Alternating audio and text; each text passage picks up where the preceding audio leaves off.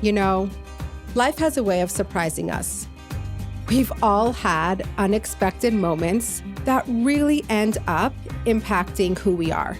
I'm Chavie Brooke, and let me tell you, I've had my fair share of these moments. On Totally Unexpected, I don't just interview my guests. We have long, meaningful conversations to explore the twists and the turns that change their lives. You won't only be hearing from the guest, you'll be hearing from me and my thoughts and reflections, just as I would be doing in real life. These aren't traditional interviews, they're conversations about struggle, growth, and the moments that make us human. We all just want to feel connected, at least I do. And if we end up feeling a little less alone, that would make me so happy. Hi, friends. Welcome back to Totally Unexpected. I'm so happy to be here. I hope you're so happy to be here. This guest that you're about to hear was so much fun. Powerhouse of a person, truth bombs flying everywhere. So I can't wait for you to listen. This guest is none other than Ari Shapiro. She is a dedicated educator and advocate with over 20 years of experience in early childhood education. She has a master's in educational psychology. She combines her professional expertise in education with personal experience because she's a parent of 3 neurodivergent children, championing their success in every aspect of life. So, because of her personal experience, she is passionate about guiding and empowering parents and educators in navigating and gaining access to all the appropriate resources to best support children. We had such a fun conversation. Yocheved does a lot of child advocacy within the schools and helping parents understand like the school system and how everyone can work together to best support the child. I loved every minute of this conversation, and I really think you will too. So I can't wait for you to listen. The other thing, heads up, every episode, at the end of the episode, we have a voice note section, which has been really fun. And this week's topic was living life on the edge, coloring outside the lines, ruffling feathers. Have you experienced moments in your life where you pushed back on societal norms or expectations and you just did your thing? And the voice note section is always so fun. So stay tuned for it at the end of this episode. If you want to sponsor, please reach out. I think it's not a secret that podcasts are funded through sponsorships and advertisements. There's no secret way to go about it. And I would love to partner with all of you and any of you. Please reach out. All my contact information is in the show notes. And we're very grateful to all our partnerships and all our sponsorships.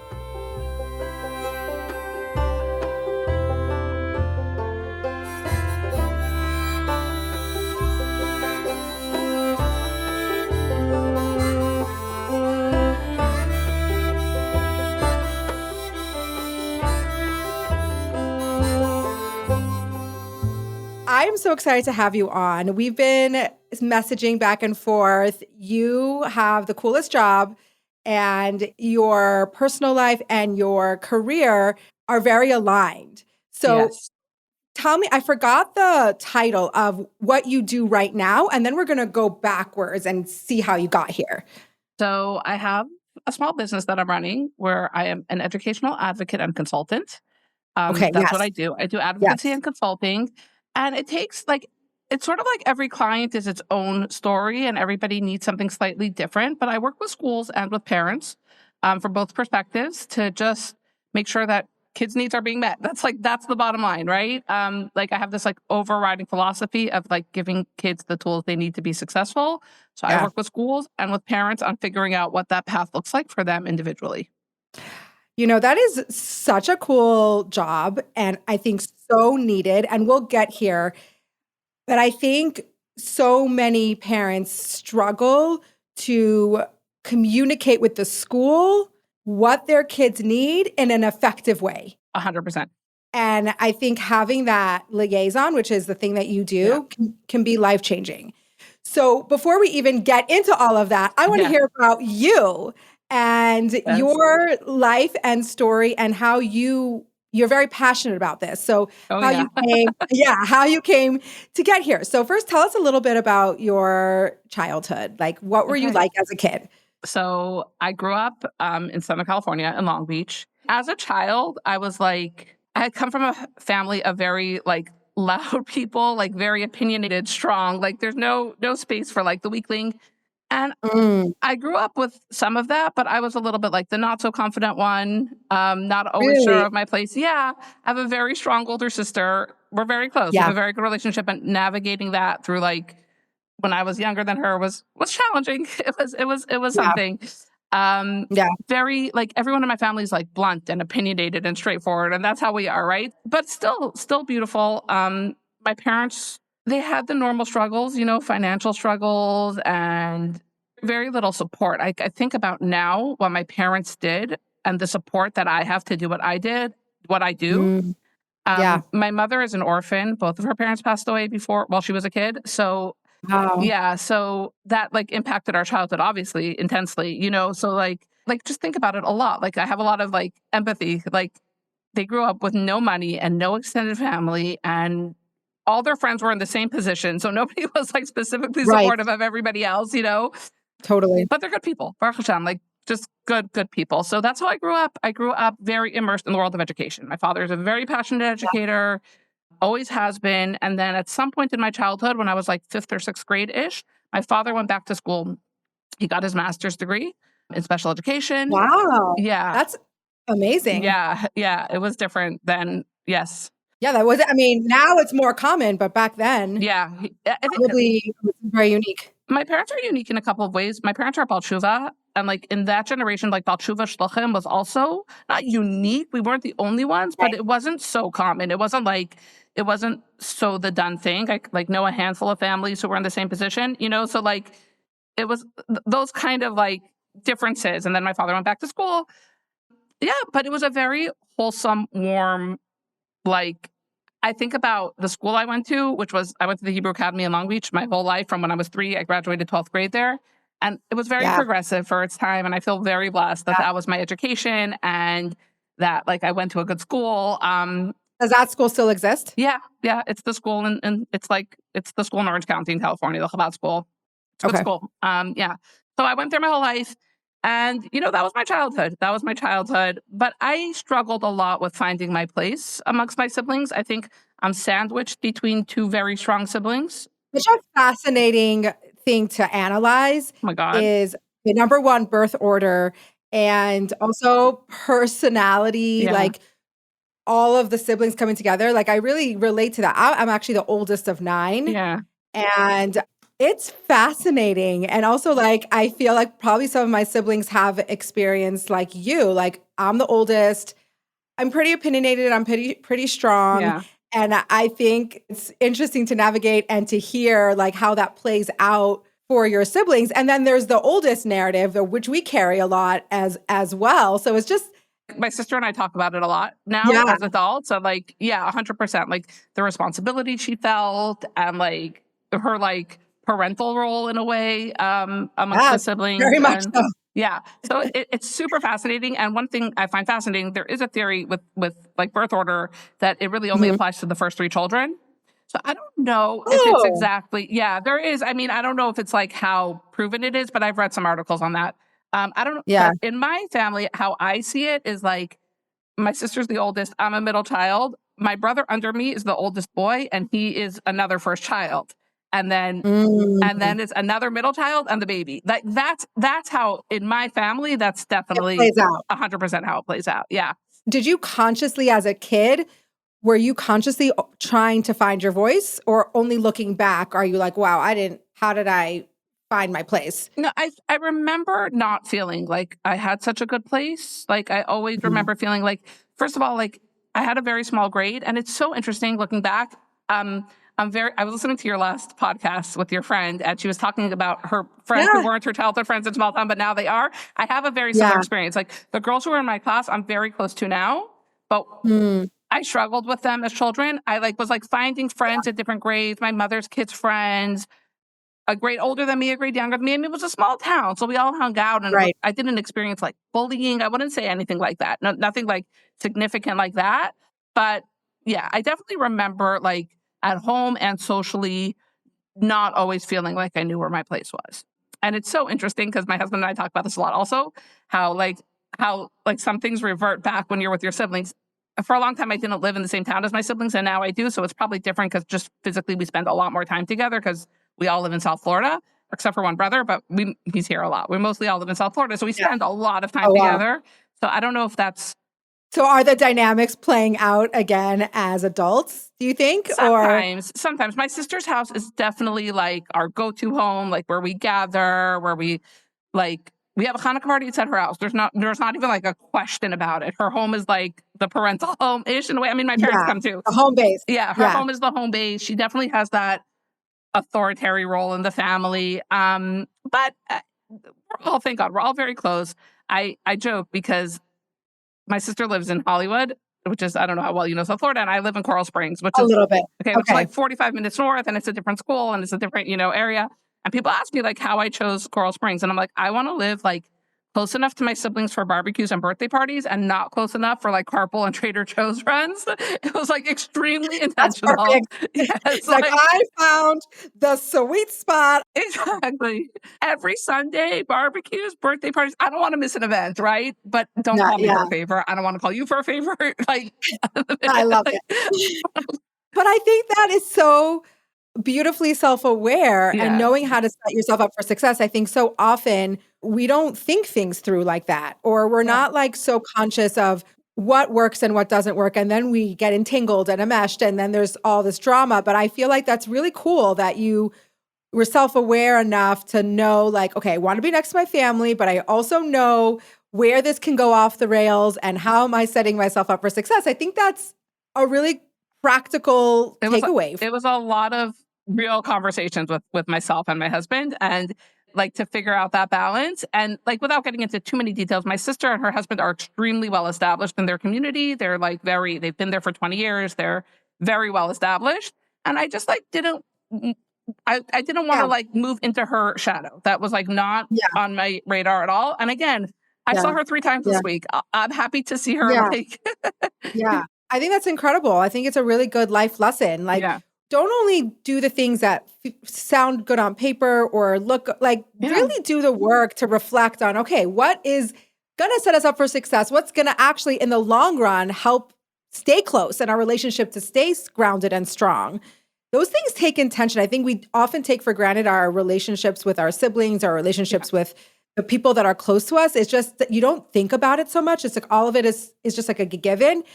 But I think there's a lot of value in really intentionally thinking about those relationships and how you want them to be and what you need to do to sustain that. Yeah, for us, part of it was that right before I moved to Florida, like in the year and a half leading up to me moving to Florida, like as a family, we experienced some trauma and some this stuff that kind of the relationships were never rocky, but it took a lot of like intention and work to keep them not rocky through some really Mhm. challenging things with my parents and their health, just stuff like that. Yeah. So Yeah.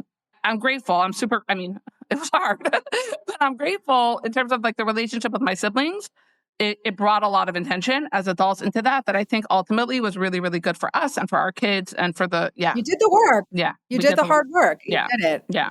Amazing. So, okay, so Yes. childhood, Long Beach, thank Yes. God, Yes. regular childhood ups and downs. Yes. So, what happens next? So yeah, I graduated high school, Hebrew Academy Long Beach, HAL, the best, right? Okay.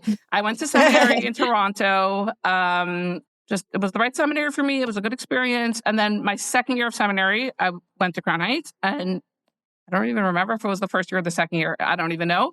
When I was in seminary, my parents moved from Long Beach to Las Vegas. My father became the principal of the Chabad Day School in Las Vegas. He was there for 20 years.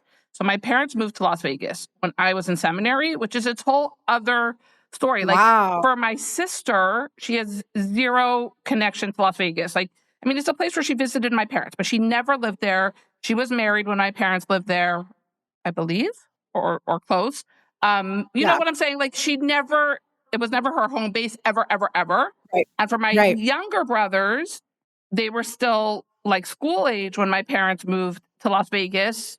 Two of That's them their even home. went to school in Las Vegas. Yeah.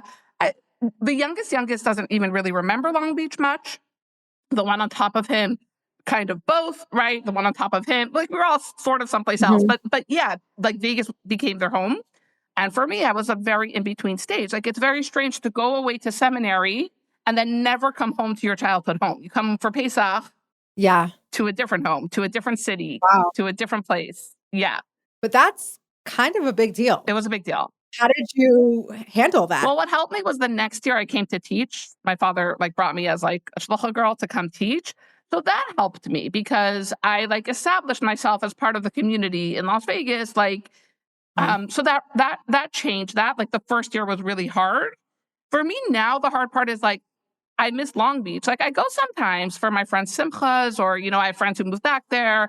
I'm in touch with people there, but much less for my It's not your 40th. home base anymore. Yeah, for my 40th, my siblings surprised me with like a weekend in Long Beach, and we did like all our old haunts. Like, and it was so nice because we have Yeah. no reason to go back there. Like, you go home to your parents, right? Like Mhm. that's like the more normal experience. My parents never lived at home again. Right. So but we did it. You did it. It's so interesting because I have a similar experience. It's obviously not as extreme, but when I was in seminary, so I grew up in San Antonio. We grew Mhm. up living in the Chabad house, which is, common. Yeah. And we had this kind of big house, and in the back there was 2 rooms that was our private bedrooms. Like Mhm. we had like 2 bedrooms for Wow. eight Yeah. kids. And then there was, a kitchen and a big like dining room, and upstairs was some extra bedrooms for like counselors and teachers and Yeah. whoever was staying there. And then the garage was the shul, and, very mom and pop. And I grew up living in that environment and we loved it, honestly. Yeah. I went to seminary and we moved out of the Chabad house and into like a separate home A that family we home. actually Yeah. a family home that we built, which was like a 10-minute walk from the Chabad house. So I went to seminary. They moved out. The house was being built. And my father sent me a video, the old VHS videos of a tour of the new house Wow. in seminary. So I could get like a little bit of a A feel for it feel. before I got home.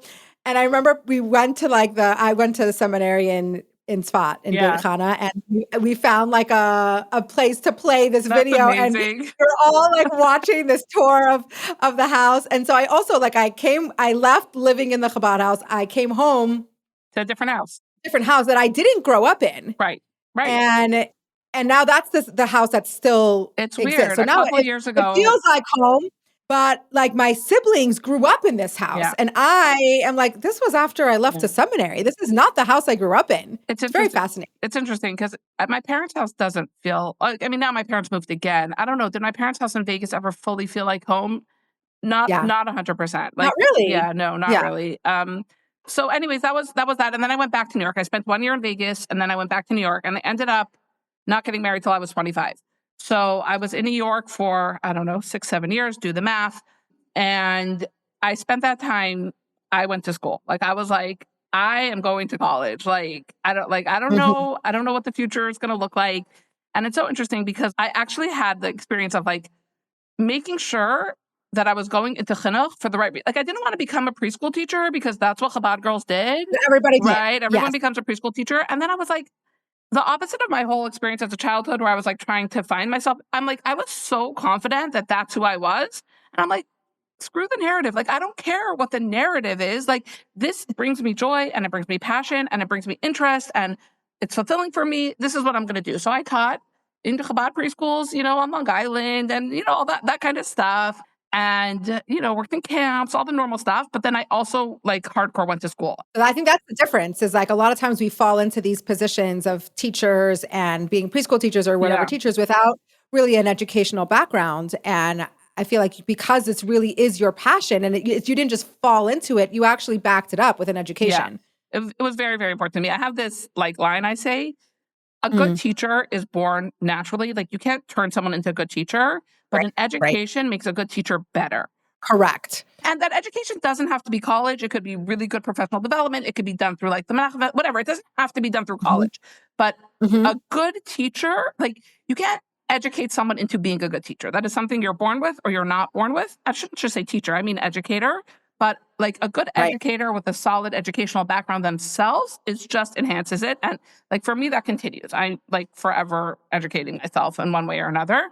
Yeah. So I went to college. And then what was interesting about college was that what I found out about myself because I mean, this is part it goes into the part about like my kids and my career now. But Yeah. Yeah. going back to that is I was never a good student. I was a fine student. It was like I had classes that I did fine in and classes that I did not do fine in. I like failed at Vrit and math my whole life. I still don't know my multiplication tables. That's just fine.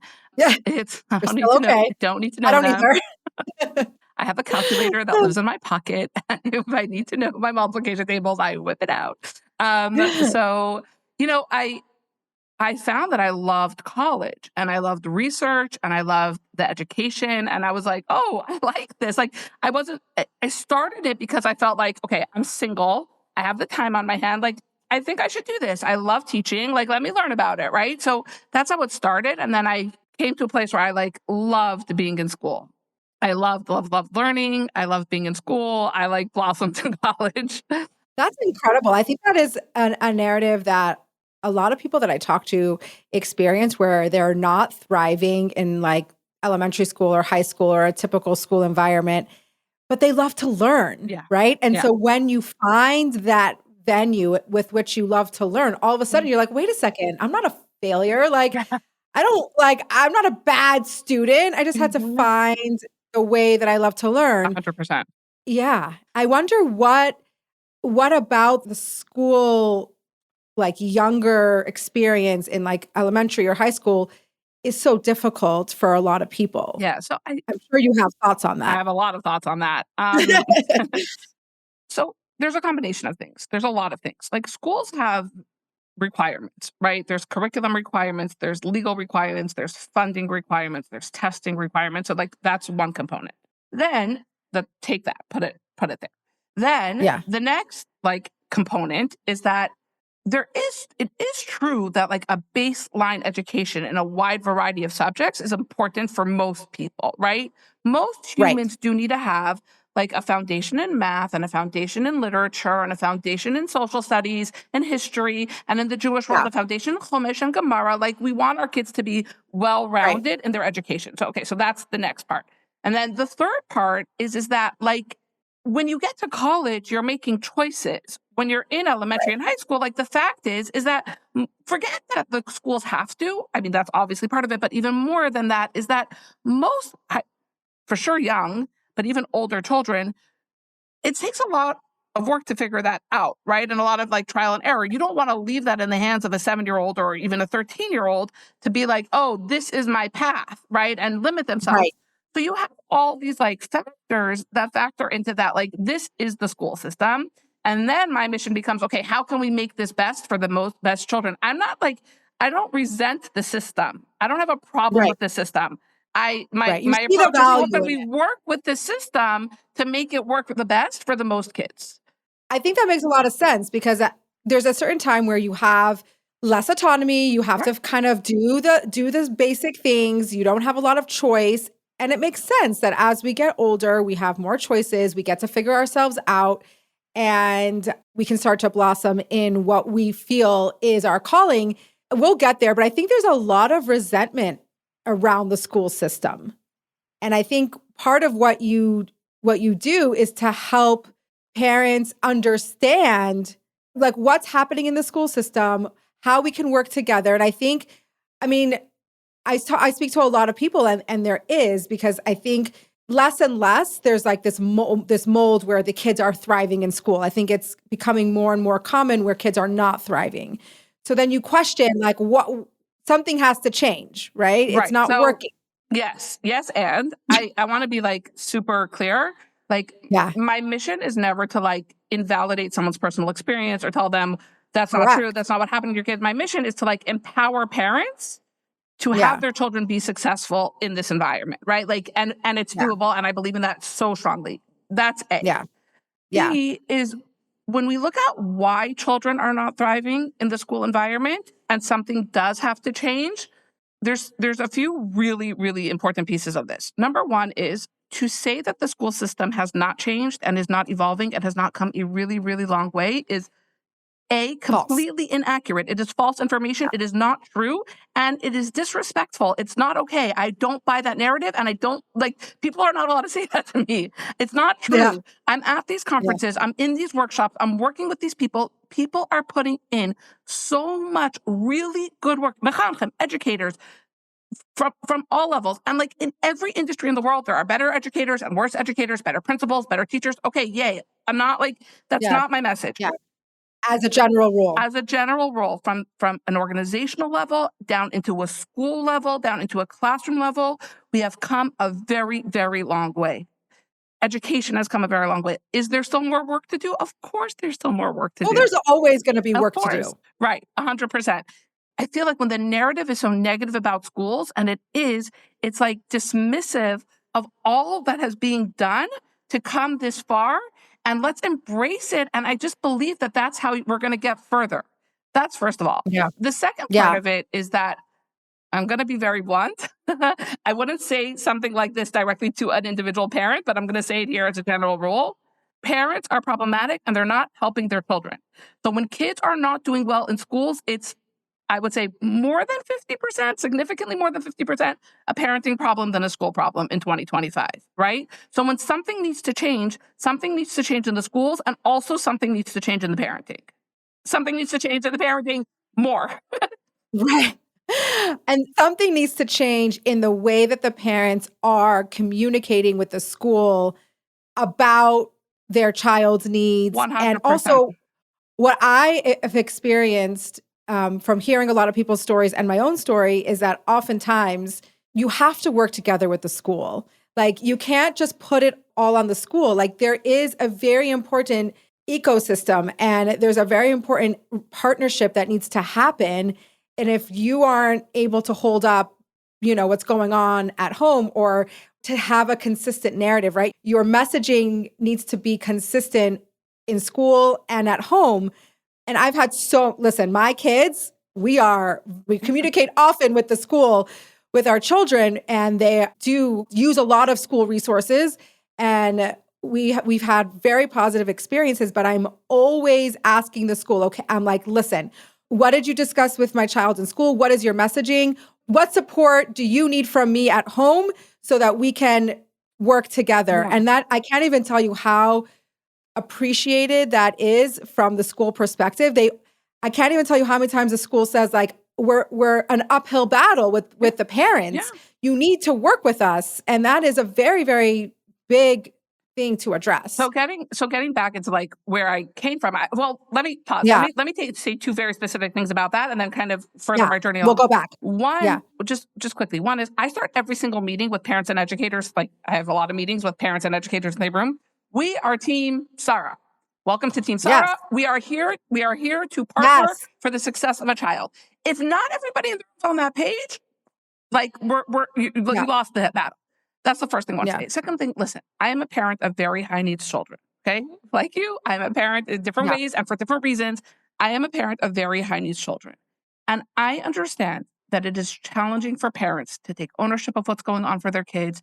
It's a grieving process. We go through the stages of grief, of denial and anger and blame and all of those things. And that's the way it goes. And I understand that. And I also know how unhelpful it is for the success of our children. It doesn't help them. We're not supporting our children when we are blaming a teacher or a classmate or a soccer failed, or in third grade, someone called him fat. Let go of it.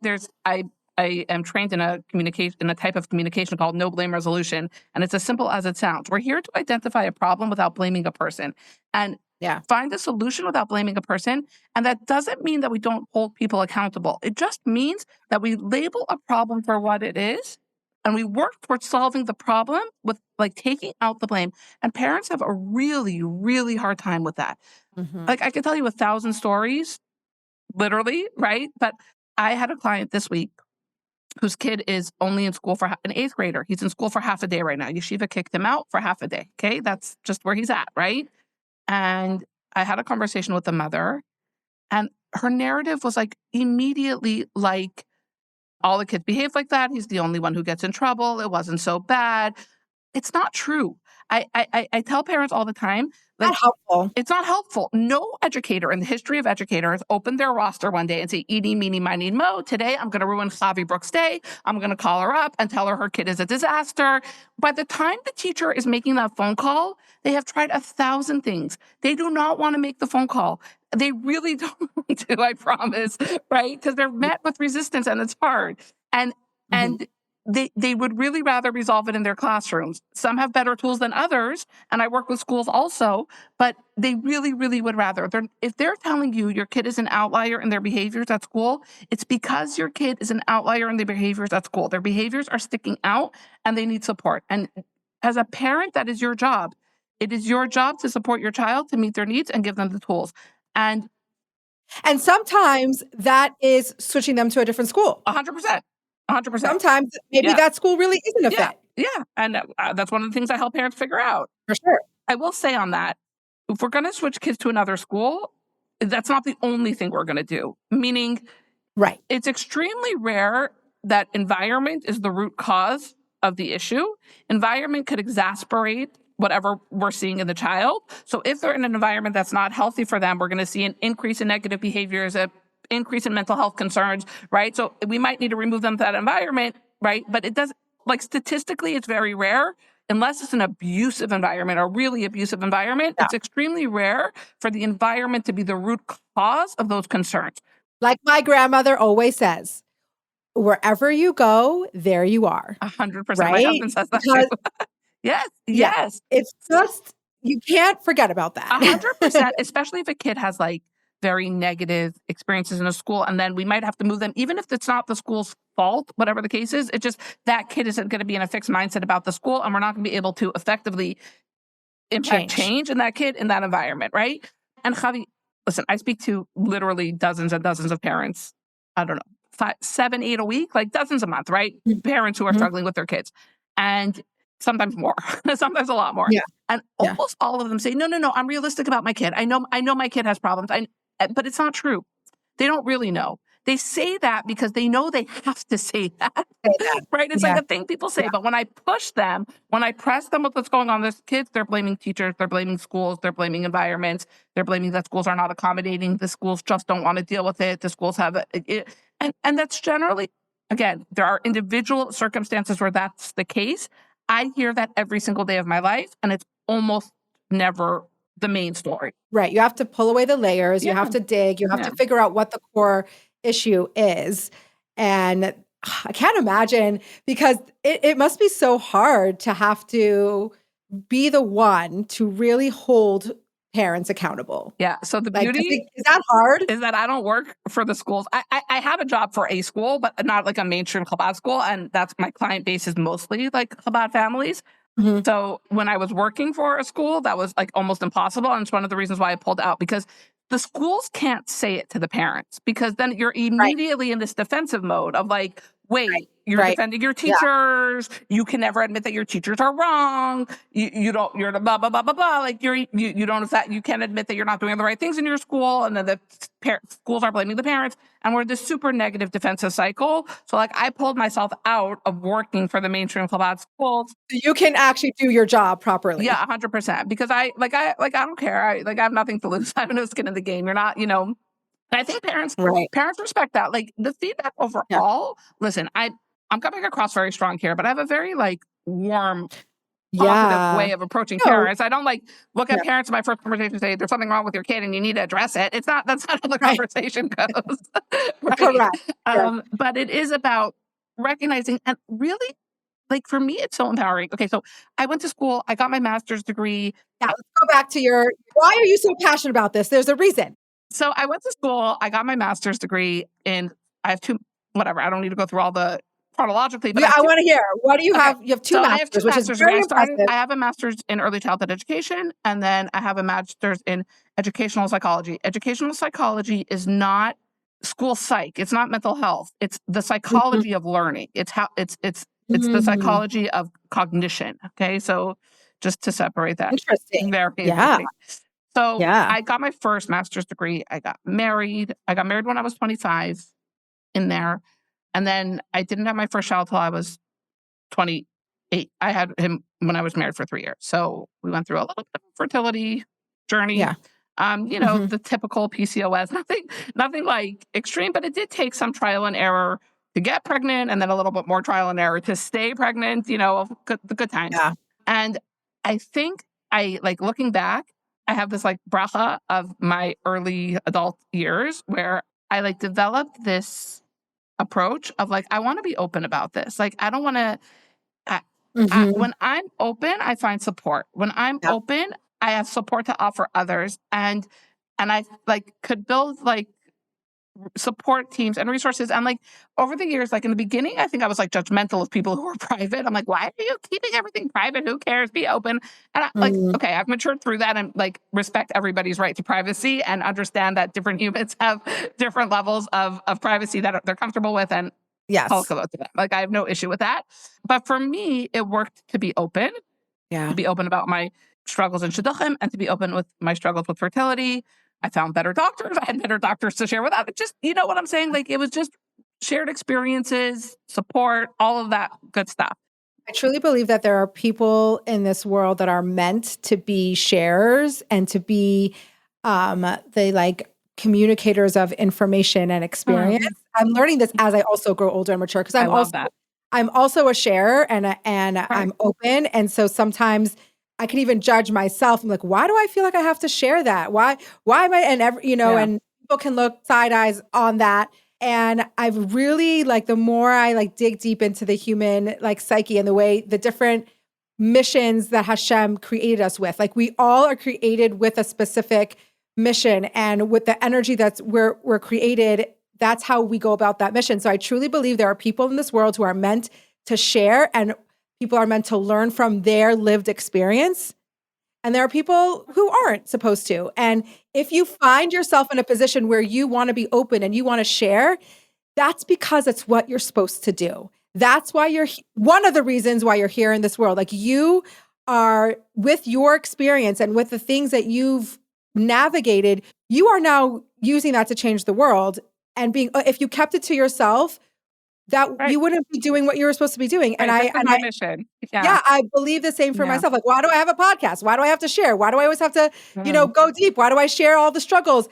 And I went through this journey of like knowing that I have to do it because I just have to. Like right. I feel Right. suffocated and closed in if I don't share. So I knew that I had to, but understanding and learning like, wow, no, this is actually how I'm supposed to be in this world. This is Yeah. actually how I affect change in how I live my mission.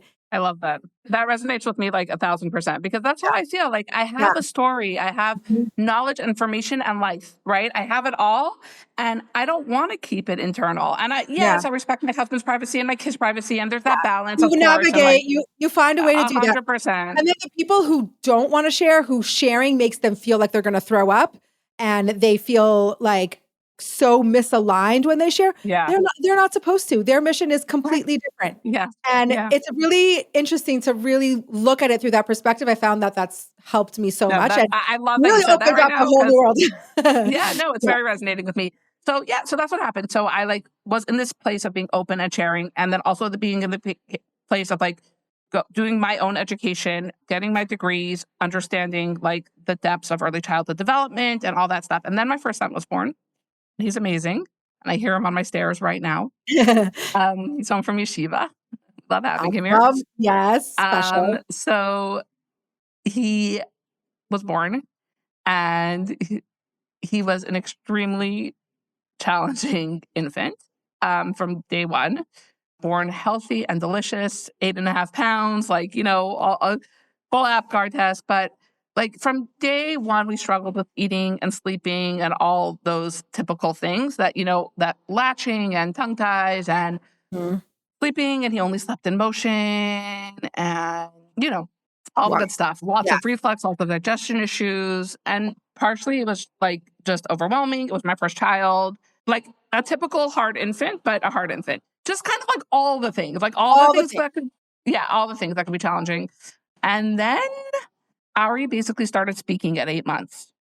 And that was the first time that I was like, holy Hmm. moly. And Unsettling, probably. it was insane. And everyone's like, that's so cute. And I'm like, I am terrified. Stop. What is happening here? This is not okay. And in the like education, mental health, like these kind of worlds, you talk a lot about like pathologizing. Like we don't want to like put the things we're learning on our family and our friends and our acquaintances, right? Yes. We want to just like make sure we're not like late. And so I was like, in the beginning, I was like, wait, is this really happening? Am I making it up? Is it really something going on here? Or is it just like, Yeah. okay, a fluke? I don't know. Like, am I pathologizing because I'm deep in this like world of research of early childhood development? And am I like, okay?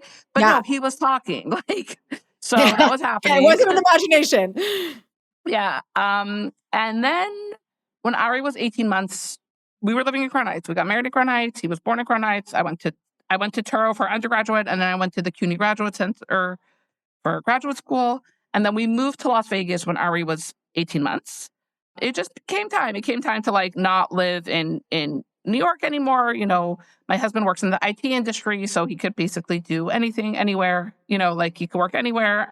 And the school in Vegas had a job for me. It was like kind of a no-brainer. My in-laws live in San Diego. They still live there. So it was sort of like Florida. My sister was already living in Florida, my married sister. So it was like Florida, California, Vegas. And the cost of living was right in Vegas, Yes. and jobs fell into place. So Yes. we were just like, okay, we're going to Vegas. We ended up living in Vegas for 12 years. So yeah, we lived there for a long time. I worked in admin in the school. My parents were administrators in the school. I was an admin in the school. So we were there for a long time. So Ari was a really, really, really challenging toddler. Continued. We had dealt with aggression, all of that. I took him for his first like evaluation kind of things at 2. Like I started the process of like, he started like services like occupational therapy and stuff like that even before then. Like early intervention. I'm a really, really big believer in early intervention. So we started a lot of services for Ari, but we were dealing with really significant behavioral stuff, aggression and tantruming, and all the All the fun joyous, stuff. all the fun All stuff. the good stuff. Yeah. And then when Ari was 2.5, my second son Mendel was born, and like from the fertility perspective, like we just did the same formula that worked with Ari, and on the first try that worked. So like when I was ready to get pregnant with Mendel, I got pregnant with Mendel, not like naturally, but Yeah. it was fast You had and a easy. system. Baruch Hashem. Yeah, and we got pregnant with Mendel, and Mendel was born in June, right after Shavuos. And I remember like when he was like 2 weeks old, my mother was in my house, and my mother said to me like, "Do you have thoughts about like plans for the summer? Like you're home with both babies?" Because I worked for a school. So I was home in the summer, and Ari wasn't in camp. I had a single sister-in-law who came to like hang out and help me, that kind of stuff. My mother's like, "Do you have any like goals for the summer or any thoughts or any plans?" And I'm like, my goal for the summer is to keep this baby alive. If Ari doesn't murder Mendel, like we're successful. That's it. Literally. Like, Yeah. and Yeah. I was laughing then. Like it was funny. Like, Yeah. yeah. In good humor, but I read this amazing meme. It was like the biggest liability for your newborn baby is your toddler. Like Yes, yes, nothing else is as dangerous as your toddler to your yes. newborn baby. And that was definitely extreme in my house. Like Yeah. Ari was Yeah. an aggressive toddler, Yeah. right? He was biting and he was pulling. And so I'm like, that's it. If not a single load of laundry gets folded, if we don't leave this house one time, if whatever, but if Mendel lives through infancy, we did good. It's a win. We are Yes. success. And Baruch Hashem, Mendel was like, in terms of like Ari's babyhood, was like the opposite. He was this dream of an infant, like dream eater, sleeper, delicious, most happy disposition. He was just like this super delicious chill baby. And it was like such a like relief. I'm like, okay, like it also really allowed me to focus. Like Ari needed a lot of support. He needed a lot of Right. me. And like I felt like Hashem was like, okay, like, okay, Mendel needs you. He's an infant, but he's not like taking away your energy and your resources from Ari, who still really needs you. So that was Mendel as an infant. And then Mendel was like a very typically developing like infant toddler. until he started school. And from the moment he was born, Mendel was like the opposite side of Ari's coin. Like Ari was this intense, high needs, challenging baby, right? Like my whole life revolved around Ari's schedule and routine, and like everything had to be exact, and services and support and figuring things out. And Mendel was just like there. And Ari was talking, and Mendel spoke at home. But then when Mendel started school, he was a selective mute. So Mendel didn't speak at school. So Ari was this like extreme verbal kid. My favorite story about Ari in preschool was I was on the admin team in his preschool at that point, right? I was assistant director, but I was like dealing with the teachers every day. And his pre-K teacher, when he was 4, told me that she was a great, she still is. She lives in Florida now also. Actually, she's a fantastic preschool teacher, very engaging, like puppets and felt boards and all this music and all, one of those, right? And she was telling me that she was doing a parsha circle, and she asked the kids in the parsha circle a question, and like everyone's kind of just staring at her. And then she asked it again, and she heard Ari answer it, but she didn't see him. So she like heard him screaming the answer to the parsha question. So she said to her assistant, wait, like I hear Ari, but I don't see him. Where is he? And in Vegas, the classrooms, every 2 classrooms shares a bathroom with like 4 stalls, right? So like he was on top of a stall. He was sitting at 4 years old on the wall of a stall of the bathroom, answering the parsha questions that were happening in the room next door. Because it wasn't even his class. No, it was his class, but he wasn't in the room. I'm saying like he wasn't there. Yeah, like he was sitting on top of a wall of a bathroom stall. And that is Ari. That's like to this perfect day, he's description. 15. Yes, he's still like that. But he's like engaged and bright and attentive and verbal, right? And that was Ari. And then Mendel started school, and that it just became more evident that he was the flip side of Ari's coin. It's so fascinating, right? Like you have one kid who's talking at 8 months, and then your next kid is a selective mute. I find that to be like, oh, there's a lot to dig in there. It's so hard to know, like nature nurture, like how much of Mendel's development was impacted by Ari. I don't know the answer, but it's something I think about a lot. Like how much of Mendel is just because he's Mendel, and how much of Mendel was impacted by who Ari is. And Ari is like a very intense human, right? And like he's very there. And I don't know. We'll never know. Yeah, I agree. Like the question always comes up, nature and nurture, especially when you have adopted 100%, kids. It's a very like debated question. And I'm a very firm believer that of course it's both. Yeah. But nature, like you cannot dismiss nature. Yeah, 100%. I see it. I have 5 adopted kids who all come from such different backgrounds, but they're all being raised by me. And it's just the things that you see that come from nature are so, so powerful. And I also really believe that, your second child was born and he has his characteristics that were maybe then reinforced or affected by where he is in the family, who his older siblings are. But that's also like meant to be. Like that's part 100%. of that's part of his journey. Like that's part of their journey. Like where they are in the birth order, what circumstances. Like I say all the time, my kids like are affected by each other and each other's behaviors, and that maybe in one child raise their defenses and in another child, but that's part of the story. Of course, it has to be that way. And I'll tell you, it's so interesting because there's really good research to support this. I'm a research geek. If you haven't got that message yet, I love research. Love it. I love it. I love it too. I read research for fun. Like really good peer-reviewed studies, like I don't know. That's what I geek out on. So I've done some digging into the whole nature nurture thing. And there is some evidence to support that. Basically, our nature determines who we're going to be 100%. Our nurture is just how much of that we could like Maslow's hierarchy, and at the, about Maslow's hierarchy? Hierarchy of needs, right? Yeah. And at the top is like becoming who we are, who we're supposed to be. When all your needs are met, you can now be. Right, correct. Our nurture affects how high on that tip of that pyramid we're going to go. Like how, if you want to look at it about a biological, I'm going to give a biological example because it's really good to know. Like if you have genetics to be, let's say 6 feet tall, right? So that's your nature. But let's say you're malnourished, you don't have enough food. That is your environment. That's your nurture, right? You're not going to be 6 feet tall. You're not going to maximize that potential. I think that's the word I'm looking for, right? Our nurture impacts how much we can maximize our potential, but it doesn't change that our nature dictates what that's going to be, in what area it's going to be, how it's going to be. Just that's really how I look at it. And yeah, By the way, I love that. I've never heard it explained so clearly. That makes yeah, so much sense. It's yeah, like, okay, your nature is who you are and who you have potential to be, but your nurture, depending on your environment and what you have access to, will help you reach that potential. correct. I think that's brilliant. Thank you so Yes. much for sharing that. It Yes. makes so much sense. Yes. And when people struggle with that, I use that example of like the height, because it's really easy to relate to. If both of your parents are 6 feet tall, you're genetically predispositioned to be 6 feet tall. But if you don't get the right nutrients, you're still not going to hit that height, right? So it's the same thing with like our mental health and our academic success and our just overall like skills, all of that. So our nurture impacts that. And I think that that's how, like in my message of empowering mothers, that's a big part of it, right? Like you as the nurturer, like that's how Hashem made us to be the nurturer, Yeah. have the Yep. power to impact your children in terms of like maximizing their potential, like now and forever. It's empowering, but scary at the same Oh, time because it's 100%. like a Honey, lot I'm of like pressure. terrified. I'm like, oh my God, No, it's all, I don't know. Yeah. I'm joking, but I'm not. Like, Yeah. I think also as my kids get older,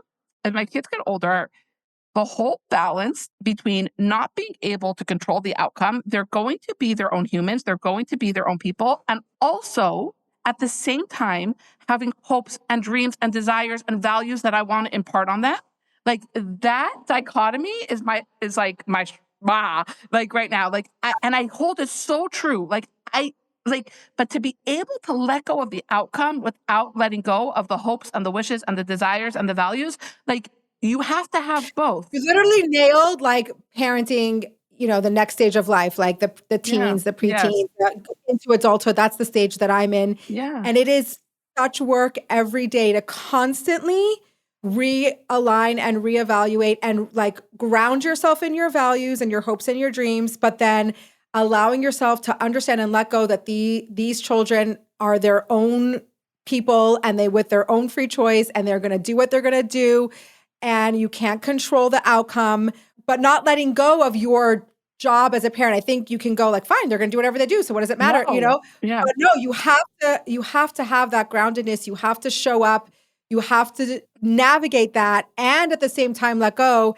It is what I find myself working All with day, and every on day. every single day. Okay. And for every kid, it's different. And for Yes. every kid, it manifests differently. And for every kid, you have a little bit less or more impact, or how you show up is different. And Yes. holy moly, it's a lot. Yes. And so I'm going to tell you an amazing story.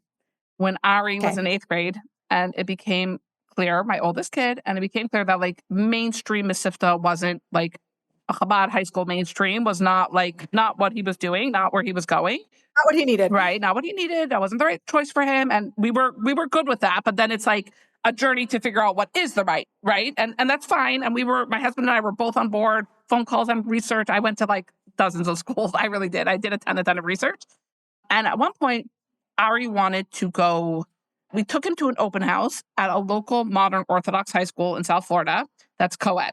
And my husband and I nixed it. We're like, that's not a choice for you for a lot of reasons. But the main was because it was co-ed. So we sat down with Ari to have a conversation about like our values as a family. And at the end of the day, he's 14 at the time, right? And Yeah. we as his parents know that a co-ed environment is not a healthy environment that we want him in right now, like major hormones and testosterone. And that's also not how he was raised. And it's just like, no, we're not sending you to a co-ed. Like it's a value that we hold as a family. And we had this really good conversation, me and my husband and Ari, and we had this really good conversation. And then we all went to bed. And I woke up in the morning and there was a note on my kitchen counter. And Ari had written, "What if my values are different than yours?" And he left that note on my kitchen counter at 14 years old. Okay. Wow. Ooh. And Okay.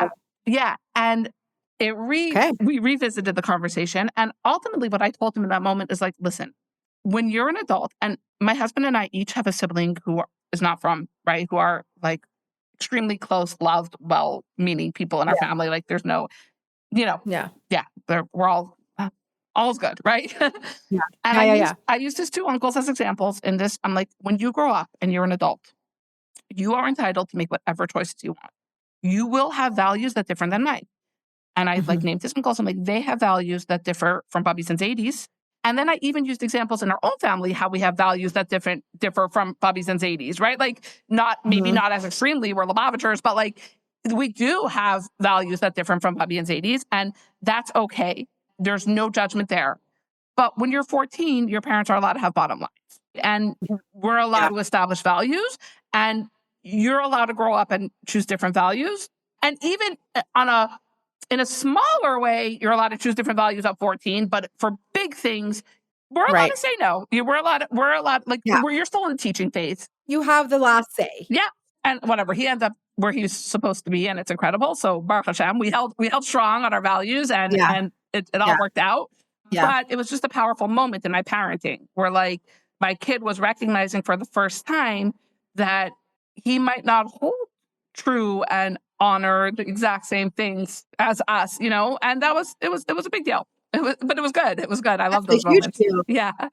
Yeah. But I love the way, I think there's something that is worthy of addressing is the way that you speak to your children so openly, and the way that you even speak about your children and your family. And we talk about the struggles and the challenges, not because there's nothing to be ashamed of, right? I have this conversation with my kids all the time about being adopted or whatever other struggles they're going through. And I'm like, this isn't a secret because it's nothing to be ashamed of.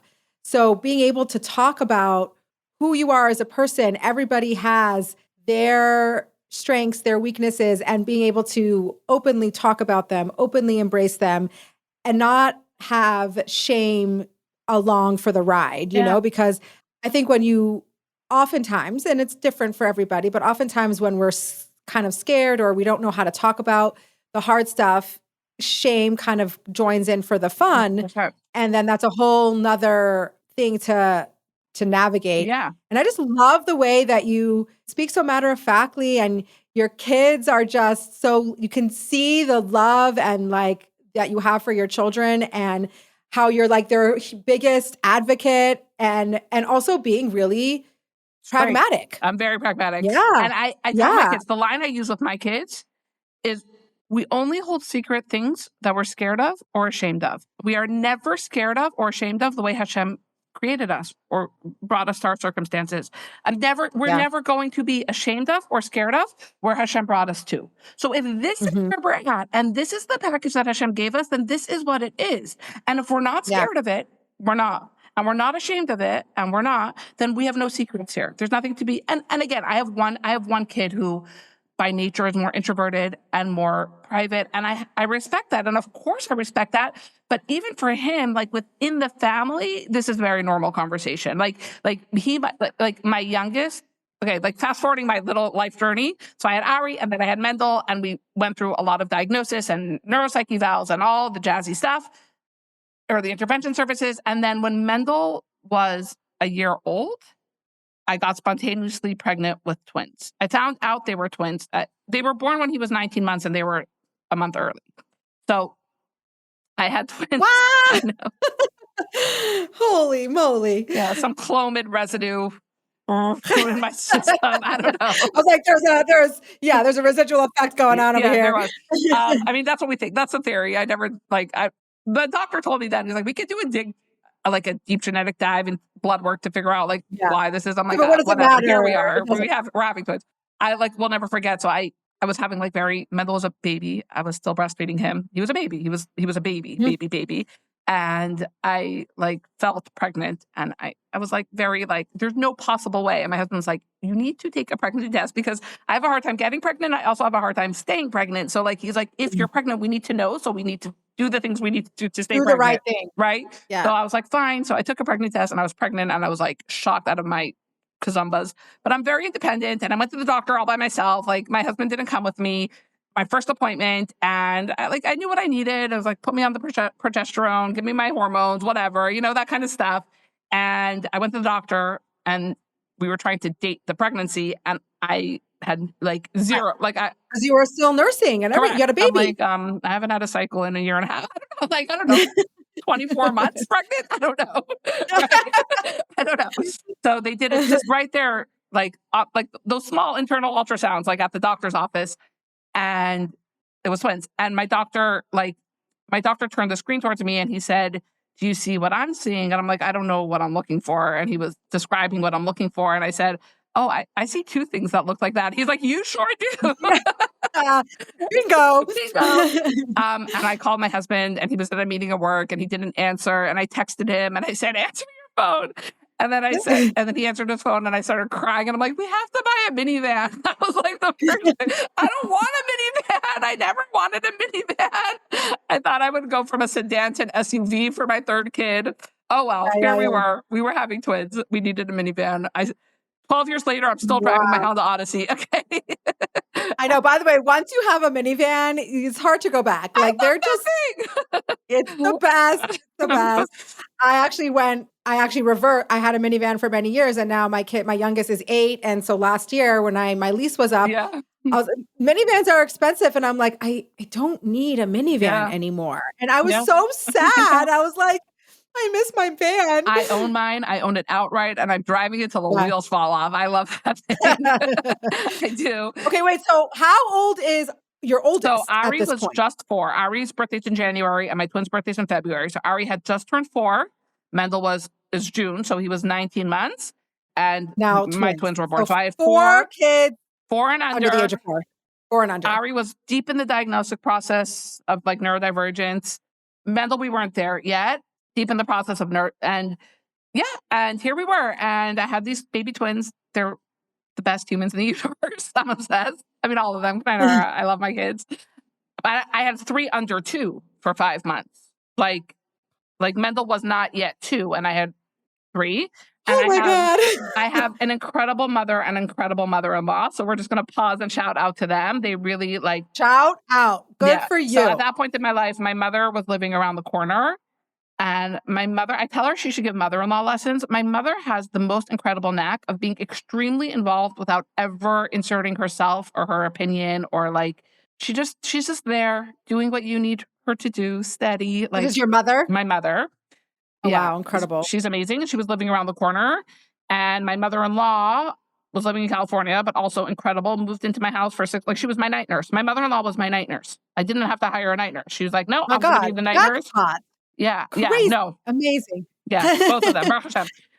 We can talk about the issues at a different. No, I'm joking. We have normal family stuff. Exactly. For normal sure. Family stuff. I'm not trying to make it all sunshine and roses, but Baruch Hashem, and I'm extremely But appreciating grateful. The support that you had, which was amazing. 100%. 100%. And both of them are extremely supportive, and I was extremely grateful. So that was my life for a while. And the first couple of years were just chaos and whirlwind and, waking up in the morning to find out that in the middle of the night I had put a flower onesie on my son because that's what raising twins is, So my twins are a boy and a girl. They're a boy and a girl, Ricky and Levi. Yeah. So that's it. That's my kids. And then I was just like, okay, Hashem, thank you for making it clear that this is my package. That was very clear for me and my husband, Baruch Hashem. Yeah. And so ultimately, without going through all the details, 3 of my 4 children have neurodivergent diagnoses. I tell parents all the time, there's a very, very wide spectrum of what neurodivergent means, right? It means a lot of things. Like we spoke about before, it's not scary. I mean, it is scary for a lot of people, and I understand why, but it doesn't have to be scary. I'm a very, very big believer. It's scary when you're trying to figure it out and when you're trying to figure out how to best serve, 100%, best support the kid with neurodivergence. 100%. Sometimes that's overwhelming because you're like, I don't know what to do. When you get the support and you understand and you help, hopefully it becomes less scary. Listen, knowledge is power. That's I meet a lot of parents and I work with a lot of parents who are at the beginning of this journey and they're very scared, and I understand, and I'm here to hold their hand through the process and walk them through it. Yeah. And that's a lot of work I do with parents of really little kids is what's the next step? Just focus. This is what we're going to do. You're going to make this phone call. You're going to look into this support service. You're going to make sure you have the right insurance, a lot of that kind of stuff in the beginning, because parents are just overwhelmed. That is so helpful because having been there many times over, that is the thing that overwhelms me the most is who do I call? What do I do? What's the next step? And the fact that you do that is I don't know, makes me feel Thank you. so, And I'm lucky my because heart feels warm. it's my job too. Like, okay, I have two jobs. I have my business, and then I also work in the school. I'm the services coordinator. So this is what I do all day. I deal with insurance and providers and all of that. So I have a lot of knowledge. I have a lot of information. I have an understanding of the system. I have an understanding of what your child is going through. And I've been through it personally. And I'm here, Yeah. right? And Mhm. parents really, really need that. Another thing that happens in this process is that, like, there's like a saying, when your only tool is a hammer, every problem looks like a nail. Right? Have you ever heard Yeah. that saying? So it's Oh, but I love it. I know, I love it too. When your only tool A in your good one. toolbox, so that impacts parents in a few ways. First of all, like, parents often don't have the right tools. So they're like trying to fix like their screw with a hammer, but screws need a screwdriver, right? But Right. also professionals tend to be very myopic often, right? Mhm. So like, for example, if you speak to an energy healer, then they're going to like take you down that rabbit of like, where was this trauma that impacted this kid's brain at what point? Okay, great. If you speak to a myofunctional therapist, they're going to talk to you about airway and breathing and how sleep impacts behavior. Okay, great. And if you talk to an Mhm. occupational therapist, they're going to talk to you about reflex integration and at what point your child's reflexes didn't integrate and how that impacts their brain chemistry and all that. And parents are like, first of all, So true. and yeah, Oh my and God. one second, and I have like a crazy ton of respect for all those professionals and work with all of them, right? I'm not here Yeah, to they're like, all needed. yeah, yeah, Yeah. yeah. But for a parent, first of all, for most parents, their resources are limited, like financially. And I tell parents all the time, I don't live in anyone's bank account. I don't. What I could tell you is that the thousands and thousands of dollars and thousands of hours that I have put into resources of my kid, and I don't regret a single minute or a single dollar, and not everything worked. That doesn't mean that everything worked. It just means that I know that I really, really was thorough and did my best and tried everything and provided my kids. And for me, Baruch Hashem, the result is like, I have amazing kids who are doing amazing things, who have the tools they need to be successful in the big bad world, right? And Yeah. it's hard sometimes to pinpoint, but for parents, especially parents with financial resources limited or just they're overwhelmed, like, they're like, wait, what do I What to do do first? first. Right. Yeah. Do I do Sarah rest? Do I do energy? Do I do myofunctional? Do I do like, wait, or do I do OT? Do I do Miskatova? Like, there's 1,000 of them, Yeah. right? And I'm Oh pretty, my God. yeah, feeding therapy. Do we do okay? I've lived there and I kind of still live there. So I really understand. I'm pretty good. It's not perfect, but at working with parents of figuring out for their specific child exhibiting these Right. specific behaviors and these specific needs, what your next step should be. And also, Yeah. like, how much time we should give that before we try something else. If it's ineffective, Mhm. what does effective look like? Like, because I hear that also from parents all the time, like, oh, but we did 6 weeks of OT and it didn't work. Did it not work? What are we tracking? What's the measurable goals Right. here? Like, the SMART goal model where we have like very measurable goals. I don't, whatever. It's a model of goal setting. Different conversation. No, but I actually want to go there for a second Okay. Yes. because sometimes we are like, nothing's working, or Yeah. how do we tell if something's working? Yeah. And I love what you said about having measurable goals, Yeah. because oftentimes we don't have that. So we have no idea if we've made progress or if we 100%. haven't, or if we're giving our child realistic Expectations. expectations of like, Yeah. okay, what are we doing? Like, what do we expect? What are you trying to accomplish? So speak to that, because Okay. So I'm going to I speak to think it that on that's two huge. levels. We're going to start with Okay. expectations. I'm going to say something that's going to sound like, they say the bigotry of low expectations, like, oh, whatever. Like I have like, I start with zero expectations. Like, 100%. meaning we start from a place of, if we didn't intentionally teach our kids to do something or know that they can, then we shouldn't expect them to be able to. Right? Now, Mhm, we might go mhm, from 0 to 50 really quickly, but like, let's start from a place of let go of all expectations. Just let go. mhm. Let go of your Yeah. expectations, right? Expectations get frustrating really easily. They get frustrating for adults and they get frustrating for kids. I can't tell you how many times have I hear from educators or from parents like, you're gonna have a good day, right? I was doing a behavioral observation at a school a couple of weeks ago. And I was just standing at their arrival, just watching the process. I wanted to watch this kid who has a hard time with transitioning, a second grader who's struggling with transitioning, and I wanted him to like watch him come into school. So I was standing Mhm. at the entrance of school, right? And another parent of another kid who I happen to know is struggling, right? She's like, held her kid and she's like, you're going to have a really good day, right? Right? I love you so much. You're going to have a really good day. And then she handed him to the teacher and the teacher was like, yes, we're going to have a really good day. And I wanted to shout, no, we're not. We're going to have a bad day. I know we're going to have a bad day. Why do I know we're going to have a bad day? Because you don't know what you mean by have a good day. And the kids Right. don't know what you mean by have a good day. And nobody knows what you're talking about. And we're setting up for failure. Okay, so let's, instead of saying, and the parent was saying it in like a pleading way, like a kid who hasn't been having good days, like, please, like, I'm begging you, have a Please. good day. Please have a good day. Yeah. Like, and the mother's a loving, warm person. She's not like, toxic. It's not like that, but Yeah. it's like, Means well. yeah, of course. But I'm like, no, you're setting up your kid to have a bad day. So there's a model of goal setting called SMART goals. And I use this from like infancy through adulthood. I use this model and we could use it like across the board for whatever it is, whatever goal setting we're doing. So it's an acronym. I could share a graphic with you at some point maybe, but the S is for specific. Every goal has to be specific and definable, right? So have a good day is broad and not definable. Yeah. So a goal is specific. A goal might be we're going to eat breakfast without tipping our bowl on the floor. That's a specific goal. It might mean we sit in circle time for 10 minutes.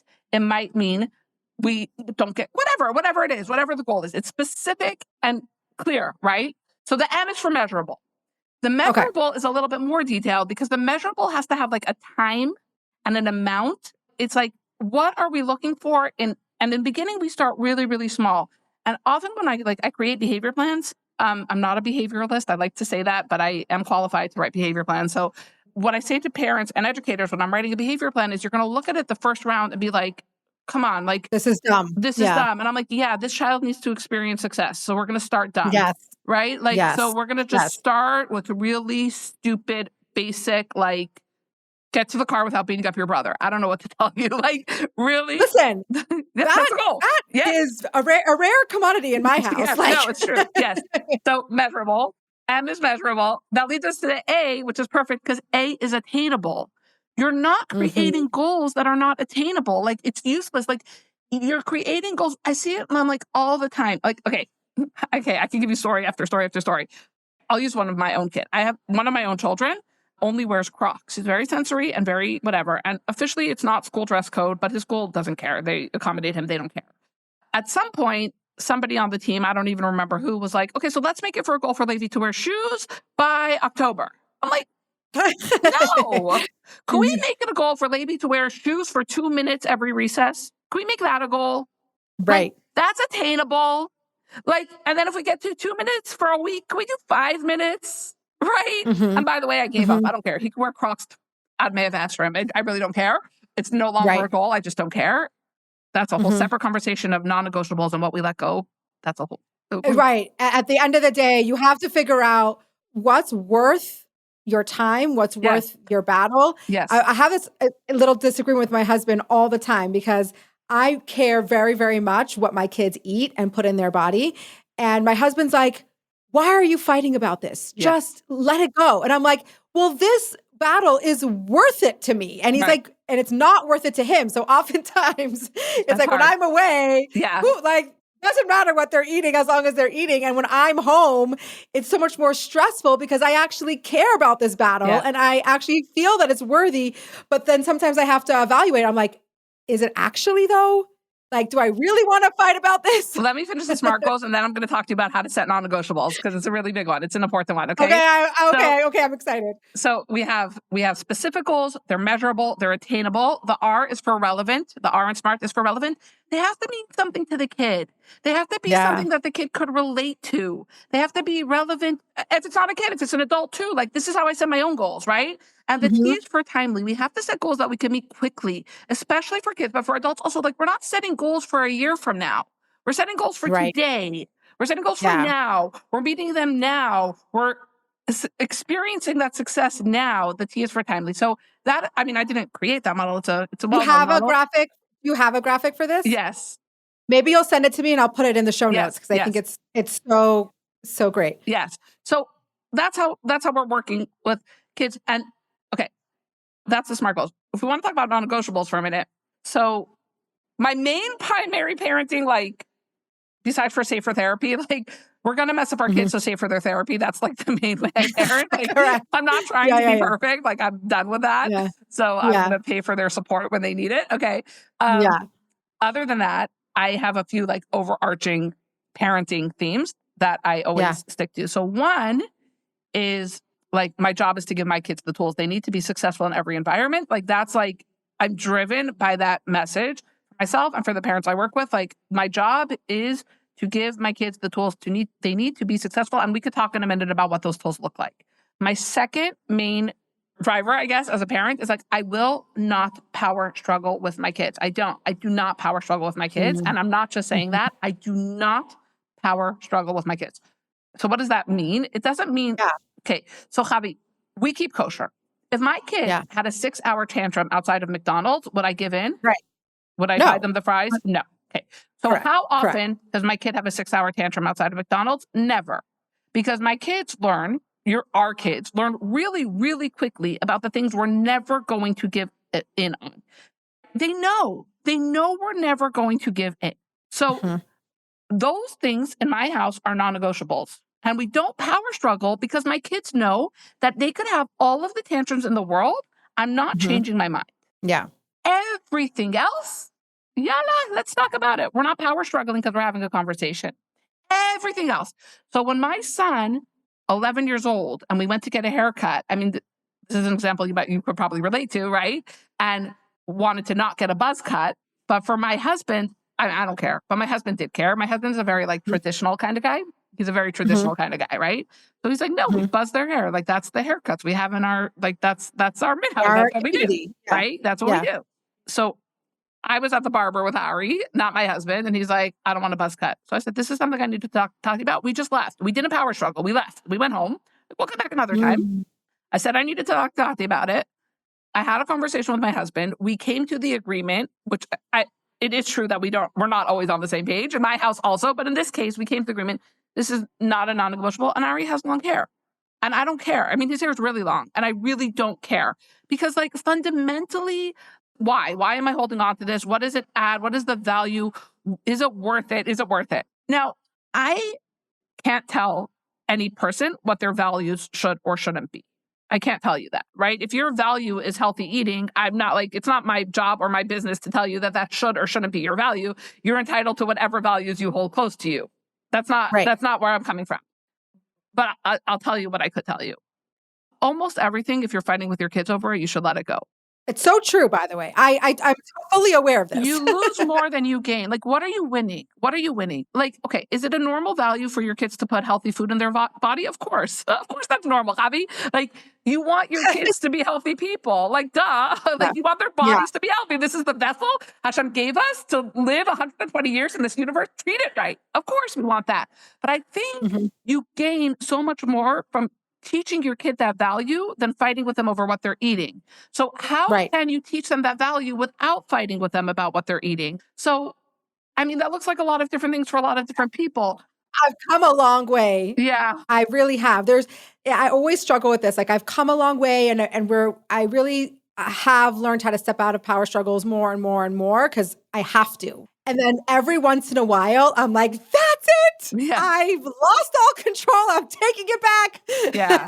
So we all have those moments. I can tell you a moment that happened in my life last night. So last night we were at a Hanukkah concert and it was getting late. And in South Florida, all the big schools were there. It happens to be that my kid's school is like the only mainstream Chabad school that has school today. Like most of the mainstream Chabad schools in South Florida are still on Hanukkah break. My kids were off on Thursday and Friday, but they're back today.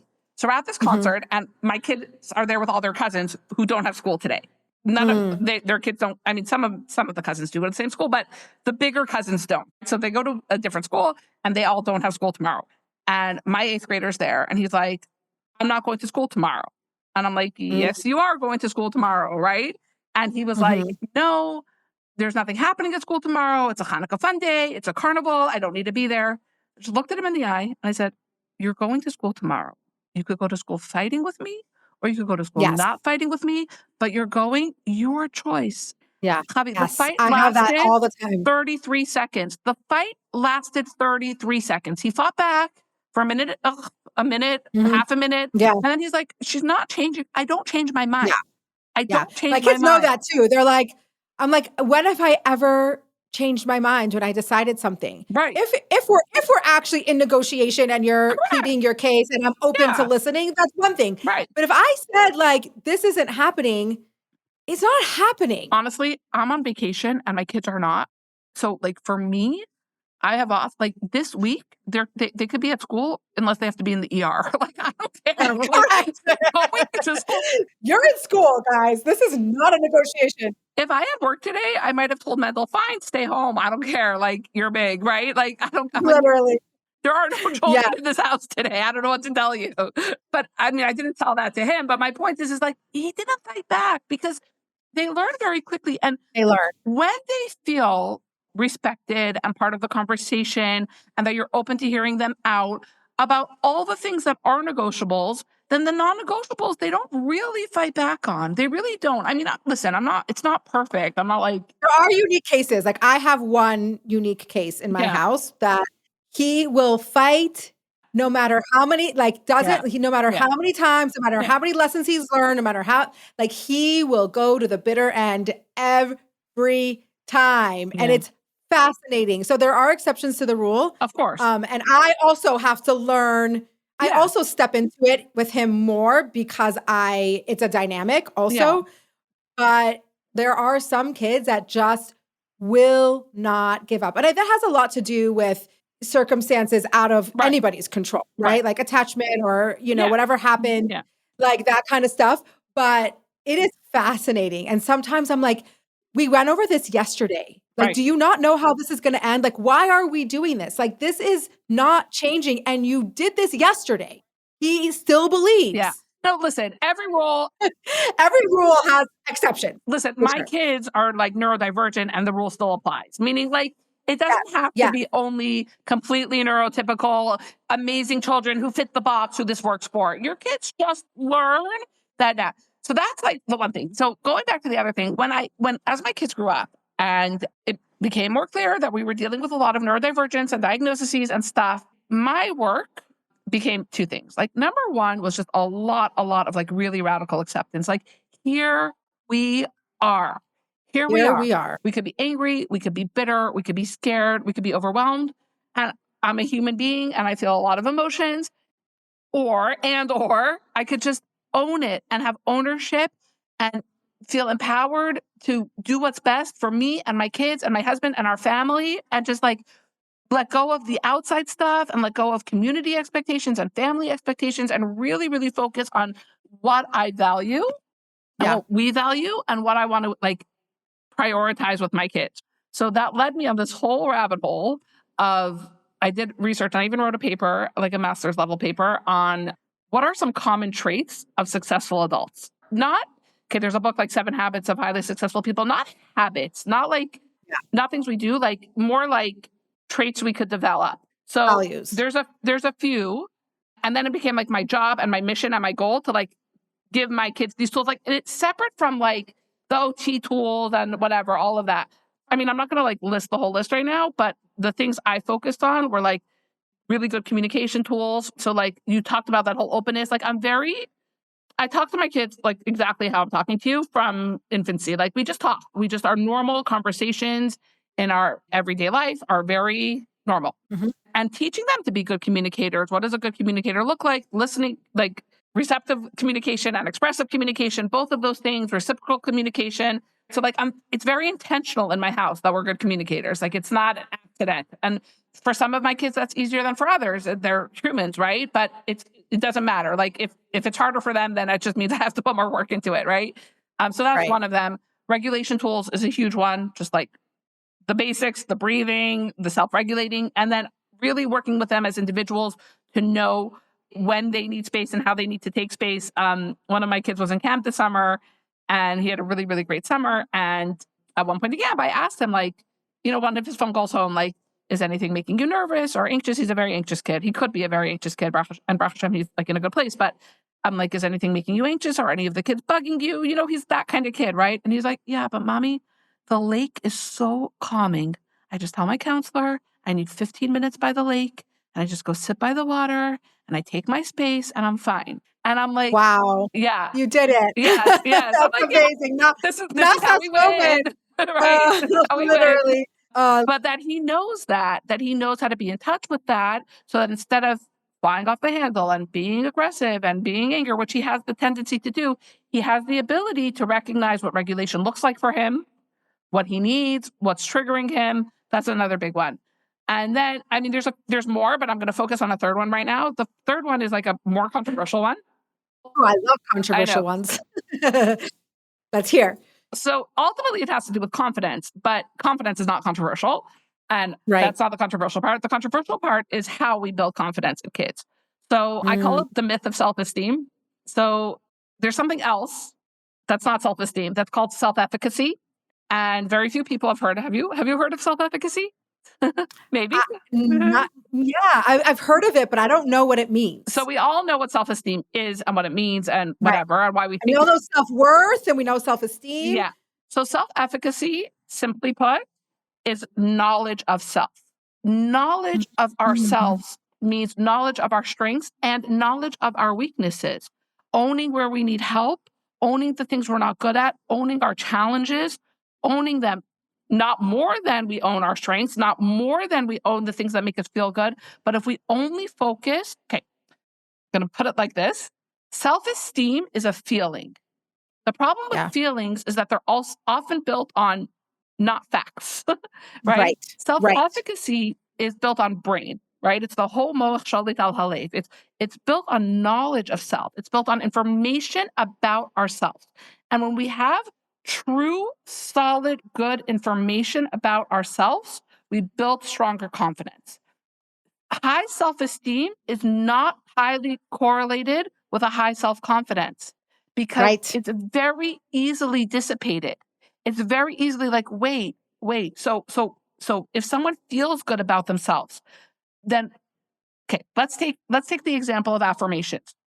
If our 4-year-old looks in the mirror every day and says, I am smart. I am smart. I am smart. That's an affirmation. And then let's say that 4-year-old goes to first grade and struggles with reading. We just shattered a year and a half of affirmations. We just shattered it. We just shattered it because we haven't defined smart.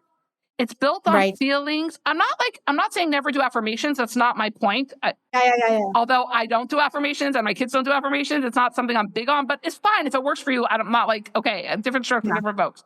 But my point is we built strong feelings of self based on often feelings. And then when reality comes and truth comes and shows us that those feelings are not always true, then we crush our confidence and we crush our kids' confidence. How come nobody talks about this? Oh my gosh, this is incredible. I talk about it, Chavie. I know. That's why you're here. Because I want to tell you why people don't talk about it. It goes back. It goes back to the whole conversation we had about parenting, which I want to get a little bit more into. But parents are afraid. We parent from a place of fear these days. Fear of hurting our kids, fear of ruining our kids, fear of giving our kids trauma. And we need to stop being afraid. Like, stop. So we hear the messaging so often that it's our job as parents to like not disrupt, to protect, to not disrupt, to protect, to keep them safe, to protect them from every negative experience. And it's just not true. It's just not true. And we have to stop thinking our kids are fragile. They're not fragile. They're strong. They're resilient. And they could know if they suck at math. It's fine. Like, it's okay. Like, I tell this to one of my daughters all the time. I'm like, you're not going to be good at everything. Yeah.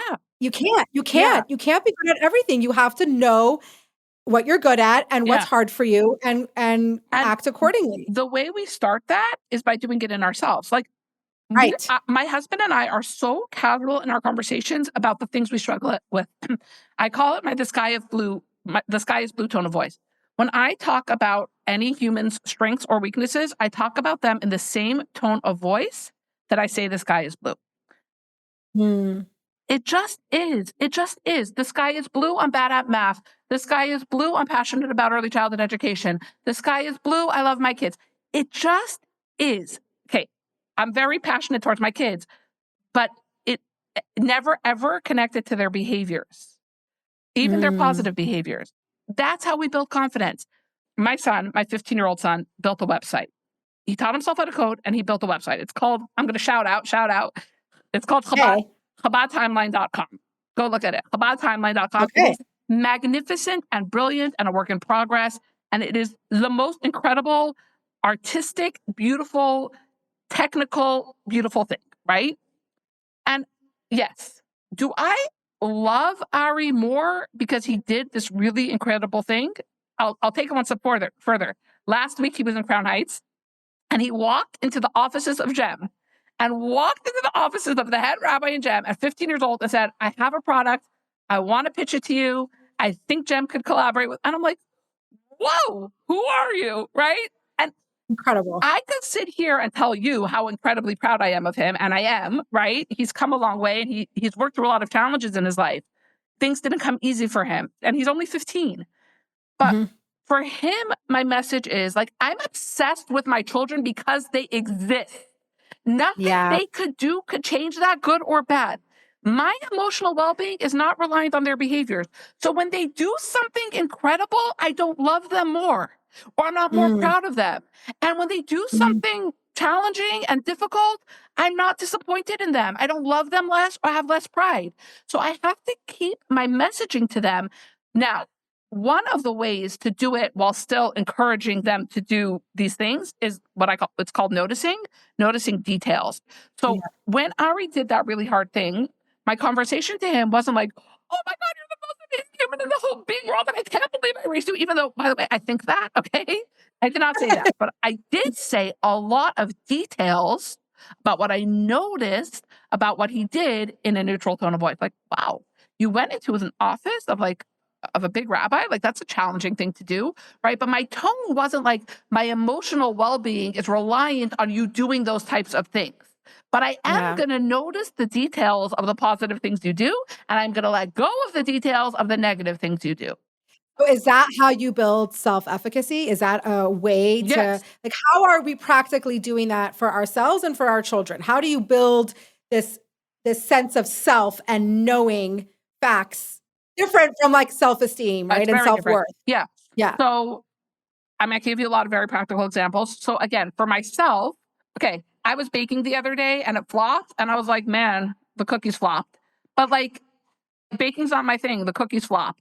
Not my whole day is ruined and I can't believe it. And what am I serving for dessert? No, it's I'm not a good baker. The cookies flopped. Okay, I could own that and my world didn't come crashing down and my day isn't ruined and I'm not having a breakdown. I'm just owning it. Cooking's for me. Baking's not. Yay. Move on. Outsource the baking, right? I literally said it. I should have asked my sister to do the baking. I don't know why I volunteered for cookies. I thought they would be easy. But I say it about myself in like a neutral tone of voice. I need to learn this because I struggle with this. Like I struggle with like self-esteem, like being a very confident person, but like my self-esteem is not always great. You know what I mean? So it's like switch your language. It doesn't always switch it to self-efficacy. Meaning I know that this is my strength and this is my weakness. And my self-worth is not impacted by having that knowledge. So I talk like that all day. I talk like that all day about myself, right? I mean, good and bad. Like I'll say, I recorded a podcast. It was awesome. Like that was me and my mojo, right? But like, but I still say that in a neutral tone, in the same neutral tone as, man, I should have volunteered to make the pasta, not the cookies, right? Like whatever. Like, and then about my kids. So like a very practical example is I have one kid who's bright and a serious student, and he overall does well in school. He really, really struggles with math. He has a diagnosed learning disability in math, right? He struggles with math.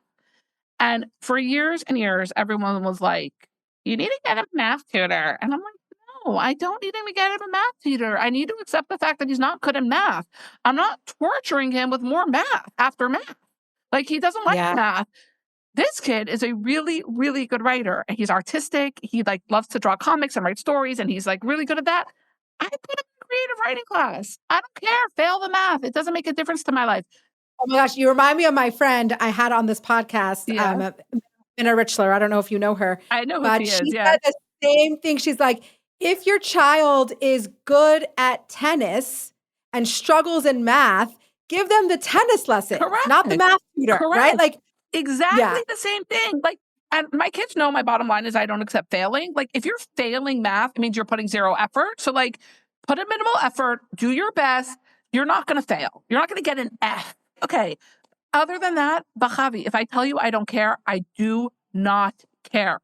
I Let agree. Like, go. same. I let go. And if it impacts him, I remind him that I'm also not good at math. And here I am in my mid 40s with a good marriage, and I'm a good parent, and I have a successful career, and I'm educated, and I count on my fingers. You know those reels? There's these memes going around, reels where like my husband took my phone, and my husband Yeah, grabbed yeah, my phone, and I'm yeah, not in yeah, there yeah, from my messages, and it's a calculator. It says 18 minus 5. That's me, yeah, girlfriend. I use yeah, my fingers. If it's more than 10, I can't count. But that's what I say to my kid. Like, Mendel, look at my life. Does it matter? Does it matter that I'm right. not good at math? No, it doesn't matter to your life either. And for some of them, that's more work than others. Some of them get caught in loops. And then we work through loops. We spoke about this when my kids are in a loop. Yeah. Yeah, the loop tool. So there's a few things I always say when my kids are in loops, like when they're stuck with on something, like this has to be done differently, or this has to be right, or this has to be better, or I'm not good at this, any of those loops. So I do two things. One is I work on those skills outside of what they're currently struggling with. So like if you let go of your kid's math grades and you're like, I don't care, fail, right? Go for it. But they're not okay, right? They're like, no, but I'm the stupidest in the class and everybody else is passing and blah, blah, Yeah. blah.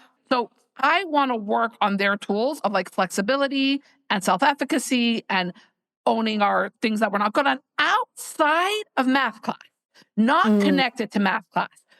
mhm. While we're working on that, I'm just going to validate the math, right? Okay, I know this is hard. We're going to work through it one at a time. Let's sit down and do the homework together. And then outside of that, I'm going to work on all those other skills. And then when I feel like they're building those skills, we'll work on incorporating them into math, right? So we've worked on flexibility. We've worked on getting out of circular thinking. We've worked on self-efficacy, right? We have it. I mean, self-efficacy is something I work on with my kids from the day they're born. But I'm just saying, like, it's okay. Now let's apply that to math. That's one thing. My other thing that I love to do with my kids is like the rabbit hole, where we go down this like rabbit hole of like, and you have to like be sensitive to like where your kid is holding in a Right. lot of different things. Different tools work at different times. But I had it with my daughter who was very concerned about failing a spelling test. Child is like the epitome of a straight A student. Like, she's just like made for school. Not my kid. I don't know where she comes from, but she's made for school. Very studious, very good student, very well rounded, straight A's. That's my girl, right? And she was in this space where she was like really afraid of failing spelling tests, even though she wasn't going to fail them, but she was afraid of failing them. And I literally took her down a rabbit hole. Okay, so what's going to happen if you fail your spelling test? I'm going to get an F. Right. Okay, you're going to get an F on your spelling test. And then what's going to happen? It's going to affect my report card. Okay. It's going to affect your report card. And then what's going to happen? Well, what if they make me, are they going to make you repeat fifth grade because of one F? No, they won't. Okay, fine. But what if spelling becomes hard? Okay, what if spelling becomes hard, right? Until we dig and dig and dig till the worst case scenario. And for my kids, we land in a place where you have two parents who love you in a home where the mortgage is paid and there's food on the table and bubbies and zadies and aunts and uncles and cousins and friends and this whole universe where you're safe and secure and loved and supported, and you're not going to drop out of that bottom, right? So you failed your math test. You failed your spelling test. Okay, Mm, we're still landing in a place where we're safe and secure and loved and our needs are met. It goes back to that Maslow, and yeah. it often works as like eye-opening for kids that it's not so like the scariest thing that could happen is not so scary. The Yeah. scariest thing that could happen is not the end of the universe. The world's not going to fall apart. And I do that with myself too when I get overwhelmed. Like, Yeah. my world is stable. My world is stable. Like, and listen, destabilizing things happen. Destabilizing things have happened to me. I'm not talking in theory, right? A few years ago, I touched on it earlier with my parents, but like a few years ago, my family went through a very destabilizing period. And through that, there were still truths. I was still in a loving marriage with my husband. Some people go into destabilizing there, but then they have other truths. They have parents, right? Or whatever it is. But we all like land at some place where we're gonna survive this. And if Right. we could usually get our children out of that like really circular, anxious thinking with that Yeah. tool. You have to know your time and place. You have to, like, Yeah, you have to know, like, for example, I have a kid who their default is not safety, right? They don't feel safe. right, So that could be a really interesting to go down that rabbit hole where she lands. I'm not sure she would land at safety, even though it's a narrative, it's not right, necessarily reality, but for that circumstance, it feels like reality. right. But there's a time and place. Like there are times where I could do that with her, you Yes. know? I want to just say, like, any kid, I mean, your kids obviously have like birth story Yeah. trauma, right? Yeah. Any kid who's experienced significant trauma, I think I wouldn't do it outside of like the support of a therapist. I mean, we're a Right. very therapy family, anyways, but like, in that instance, I didn't feel like with my daughter, I needed the support of a therapist at that moment. Like, Baruch Hashem, my kids have not experienced real trauma, like capital T trauma, like, But also, you have to trust your gut and of your course. instincts. I Yeah. think so many parents dismiss what they know to be true for their child Yeah. for whatever circumstances. And I think there's such a powerful thing when you really can really trust. Of course, you need, I have so many things that I ask advice and I have support, and I would never be able to do without the support. And at the end of the day, like I do have a gut knowing of like what's what for each child. Even choosing the right professionals when we seek outside support comes from our Exactly. gut, right? A Like, hundred, 100%, 100%. my kids get a lot of support, and my son had one, just an occupational therapist, nothing so like significant, but like my gut wasn't right with her. And I pulled him out very quickly from that. Like, I was like, I don't like this. I'm like, this isn't working for me or for my kid. And just knowing that, and then just being able to move on, Yeah, that's part of trusting our gut also. It's an important part of trusting our gut. yeah, yeah. But yeah, I just want to get back into like the school part of it. So That was literally my next yes, question. I'm like, I want to, like, for parents, yes, I think that the thing that is such a big struggle is how do parents communicate with their schools, how to show up? What are some tools you can give? I know that you actually, aside from having a liaison like you, let's say you don't yeah, have access to yeah. that. What are some ways, if your child is struggling in school, how are you showing up? How are you navigating? What are some of the pitfalls and how we could avoid and have successful communication? So let's start with the basic. Okay. Yeah. Let's make an assumption that your kid's school is not toxic. It's not abusive and it's not toxic. Okay. If it is abusive or Okay. toxic, you shouldn't send them there tomorrow, right? Like, we should pull them Right. out today. Right. Okay. That's like, Right. we'll pick them up. You should not ever leave Yeah. your child in a toxic or abusive environment. So let's just assume that it's not. It could be a Yes. better school, a worse school, a more innovative school, a more progressive school, a more set in its way schools. Okay. But let's just say it's not toxic or abusive, right? Okay. Let's start with that premise. Okay. Number one, understand you approach it from the perspective that schools are a collection of humans with limited resources. That's all schools are. Schools are a collection of humans with limited resources. They're not evil. They're not bad. They're not stupid. They're not willing to change. They're just like every other collection of human with limited resources. So let's just start with that premise. Okay. Premise number one. Mm. Number two, if the school is calling you in to tell you that there's a concern with your child, believe them. Yeah. Start with believing them. It is hard, okay? It is Yeah. hard, but you have to believe them. There's no value in a school for them to pick on a kid. There really is not. If they kick your kid out of class, but the other kids are the problem or the teacher is the problem, then they're not solving the problem. So then why would they want to do that? Right? Like, what do they gain? If 17 kids are screaming out and they send your kid out, you think now the classroom's quiet and well maintained? No, now you have 16 hooligans, right? What if somebody comes and says, this is devil's advocate, I've never Yeah. experienced this, but what if someone says, well, that kid's parents give all this money to the school, so they can't kick them out because, right? Da, da, da, da, da, da, da. Listen, things like that happen. I would say they're pretty rare. Schools Yeah. benefit from being functional, from gaining in so true. student bodies, from having a strong reputation. That's what schools benefit from. That's what they want, right? They want to grow their student body. They're not going to grow their student body if there's a hooligan destroying the campus, right? Like, Right. it's pretty rare. It's pretty rare. So you start with, again, just believing them. This is a concern. And then the next step is that goes to that no blame resolution. Can we identify a problem without blaming a person? Don't name a teacher. Don't name a classroom. Don't name another kid. Don't name a third grade teacher for your sixth grade kid. Don't name the last principal. Don't name this principal. Don't name the principal that moved to Israel. Blame his. We are identifying a problem without naming a person. Can we do that? We could do that. Okay. That's step 2. Okay. So, and by the way, just so you know, I communicate this with schools too. The schools also, we're identifying a problem without naming a person, right? I'm talking to all parties here. Step 3 is the part we talk about partnership. So if you don't have someone like me in that meeting, you could still say that, like, I'm here to partner with you for my child's success. Say that. I'm here to partner with you for my child's success. And you know, I'm such a strong believer in you get back what you put in. I'm going to tell you a story. It's a good one. Okay. I have a client who I work with a specific child of theirs, and another child, totally good kid, no issues his whole life, mainstream life, no whatever. He started high school this year. He's away for yeshiva. Okay. And the mother gets a call that he did something really bad. And he did. I mean, I don't think people will know, but I'm going to protect his privacy. He did something not okay that also was like really dishonest. Okay, let's just say that. Like, he really broke the trust of his principals. And he did it. Okay.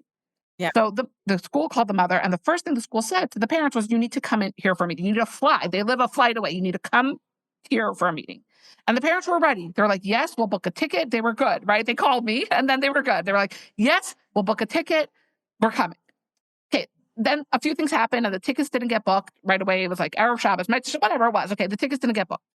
So meanwhile, the mother spoke to her son and she told him, like, straight, like, this is not okay. And she worked with her son on writing an apology letter that was really true and honest and heartfelt. And the kid took accountability and the mother took accountability. Okay. Then they continued conversations and the mother was talking to the principal and she realized that the principal hadn't really read the letter and he didn't take it seriously. And she immediately felt like anger and defensive and how dare he. And I know my kid did something wrong, but like, hello, I worked really hard with him to take accountability. We're taking ownership and he's dismissive. He wants me to buy hundreds of dollars of plane tickets and get on the plane and fly there for a meeting and he won't even read the gosh forsaken letter. Right. And that's where her brain went. And thank God she called me first. And I said to her, you are right. You are right. He should have read that letter and he should have taken it seriously. You are right. Do you want to be right or do you want to be effective? Like, just tell me which one you prefer. If you want to be right, you call him up and you tell him that. It's ineffective. But if that's where you want to be, I support you because you're not wrong. Oh, you want to be effective? We're going to do something else. Okay? We're going to do something else. Whatever. I coached her through how to handle it, how to stay focused on her kids' accountability. And she ended up saying to him, Rabbi, when you have time, if you could spend a few minutes really reading that letter, I think you'll see that Chaim is taking accountability in that letter. How can we work towards the next step? How different does that sound? When you have time, can you please, right? I think you will see that my son, his name is not actually Chaim, is actually taking accountability. How can I help you work towards the next steps? And then you know what happened? You know what happened? The two principals of the school, that principal and another principal, ended up having just a Zoom meeting with the parents. The 4 adults met first. They had a productive conversation. And then the principals called in the child. So this 15, 16-year-old kid walks into a meeting with his 2 principals. He's new to yeshiva. Also, like, he's a kid who came from like a very small day school environment in like the big world of yeshiva. It's been a big adjustment for him. And he walks in and his parents are on Zoom. It's intimidating, right? And this principal, the one who that happened with, started this part of the conversation by saying, Chaim, you're here in a room with all the adults who love and support you. Let's work on how we could fix this. And the mother called me after that conversation and she said, imagine if I would have thought on being right. She was right. She was right. What if I would have been stuck on the right? On the, he's wrong. How dare he? How dare he expect me to pay hundreds of dollars for a flight and he won't even spend 5 minutes reading a piece of paper? How dare he? He's not taking my son seriously. He's being disrespectful to my kid. How dare he? Do you think that conversation would have been productive? Do you think he would have come in with those feelings of warmth and connection? And who loses? Chaim. Chaim is the loser. Or who wins? Chaim. Chaim's the winner. Don't worry about it. You're not going to change the adult. I'll give you one more quick story in this same field where the school was wrong, right? The school was wrong. So I switched my kid's school. We moved from Vegas after 12 years. We moved to South Florida. I was very intentional about which school I put my kids in, right? It was a thing. I was very intentional about which school I put my kids in. The first thing I want to say about that before I tell you the story is it goes back with the parents. I can't tell you how many parents are like, we're just going to hide it from the new school or the new camp. We're not going to be honest about what's going on with the kids Oh, no, no, because no. we want to give That's our the kids worst. a chance to just be A fair chance. No. like, it makes me want to shake them. That's something that is a hill I will die on. I'm like, you have to be You upfront have to with your be child, upfront. who they are, their strengths, their weaknesses, but don't set them up for failure by Correct. Their behaviors and their challenges are going to speak for themselves. They're going to speak for themselves. The adults are going to know in 5 minutes, and then they're going to be mad at you for not being upfront. Like, hello, this is not complicated. I switched my kids to a new school. Before we even started school, I had all their support services set up. I emailed the school with like, what's going on? Who gets what OT? Blah, blah, blah, blah, blah. I literally got a call. This was a brand new school to me. I don't know these people well, right? I got a call before school started. Forget from like anyone in admin, from the school receptionist who was just like filtering the emails. And she's like, we never have this. We never have parents who come in owning, like, this is the first time. She's like, I've been working in the school office for like 17 years. And this is the first time I've had a parent People are come scared in. to do that. Yes. And by the way, they're scared even when their kids are already in the school, it's already happening. They don't want to take ownership and set up services and figure out what their kids need. She's like, I've never seen an email. I'm like, you know how willing they are to work with me? It's like what you were saying about your school. They want to partner with you. You get back what you put in, and your child is the winner. You know what's going to happen? Your kid is going to go to a new teacher next year. Your kid is going to go to a new school after 8th grade. They're going to forget about your kid, or they won't forget, but who cares? Their school's going to survive past your kid. Your kid is yours forever. This is not going anywhere. Own it. It's your responsibility. Take it. Believe them. Partner with them. Don't stand on being right. Stand on being effective. So I'm going to give you the story. When we switched schools, I had a 6th grader and an 8th grader. And they had this teacher who was like their English teacher, ELA, right? And he was not good. Okay, he was not a good teacher. We didn't like him. And Ari, my oldest, is like the most like tra-la-la, easy-go-lucky human you've ever met. Nothing phases him much. And Mendel is a lot more like, intense, rigid and intense. Intense is the right word, right? So I didn't realize it's all hindsight, but Mendel had been trying to tell me all year that he really felt like he was having a lot of behavioral issues in that class, a lot. And we were working through it and whatever. But that like this teacher just doesn't get him, doesn't know him, and I didn't really know exactly what he meant by that until April. It was April. So this kid had taught my kids, and it's a pretty small school, not like a tiny school, but it's like a smallish school. This is not like he didn't have hundreds of students. I was emailing this teacher and I had to tell him one thing about each of my 2 children. And he replied to the email and he wrote, Big Shapiro, Little Shapiro. And I looked at my husband and I said, he doesn't know their names. Know their names. He doesn't know their names. Mendel has been trying to communicate to me for months that he just feels like this person doesn't know him, doesn't get him, doesn't understand him, like he doesn't even know his name. He doesn't know his name. And I was livid. I was rightfully livid. Okay, whatever I did or I didn't do, it doesn't really matter. Comes the next year, Ari graduated from that school, Mendel's going back, and I find out like that this teacher's coming back and he's going to be Mendel's teacher again. And now, another whole other topic that we are not going to get into right now, but I could go on, is like you have 100% control of what you're in control of and 0% control of what you're not in control of. So I don't have the control to fire this teacher. I don't have the control to change this teacher. I don't have the control to move my child to another classroom. I'm not pulling him out of school. That's not the right, we had just moved schools. We're not. And overall, I love their school. I love their school. Definitely was not moving him from school. So here we are. This teacher who was really not a good fit for my son in 6th grade is going to be his 7th grade teacher. What am I doing about it? So I called a meeting, sat down with this teacher, and I said, hey, Mr. whatever, Jones. Hey, Mr. Jones, last year was really challenging for you with Mendel and for Mendel with you. I recognized that the year was really challenging for both sides. What could we put into place from now? What is the most effective way for me to communicate with you? How can we hold Mendel accountable? What can we do together to make this better for Mendel? Chevee, it was 100 times better. It was 100 times better for Mendel. Mhm. And then he got fired the next year because he really wasn't a good teacher. But, but that's not the point, right? That's Yeah. like, Yeah. I can't fire him. That's Yeah. not in my control. Do I think they should have? Probably. I don't know. There's a lot of factors that go into running a school. And I Mhm. think like my insight comes from like being in a school administrative role for my whole life, my whole adult life. I've taught, but I'm more in an admin role, having a deep fundamental of understanding of schools and how they operate and the progress they've made and the work they put in and what really happens in hiring and resources and finances and support services and all of that. And what schools really do have the resources to handle and what they really don't have the resources to handle. And there's nothing evil about them if they can't handle your kid. It's just not the Right. right fit.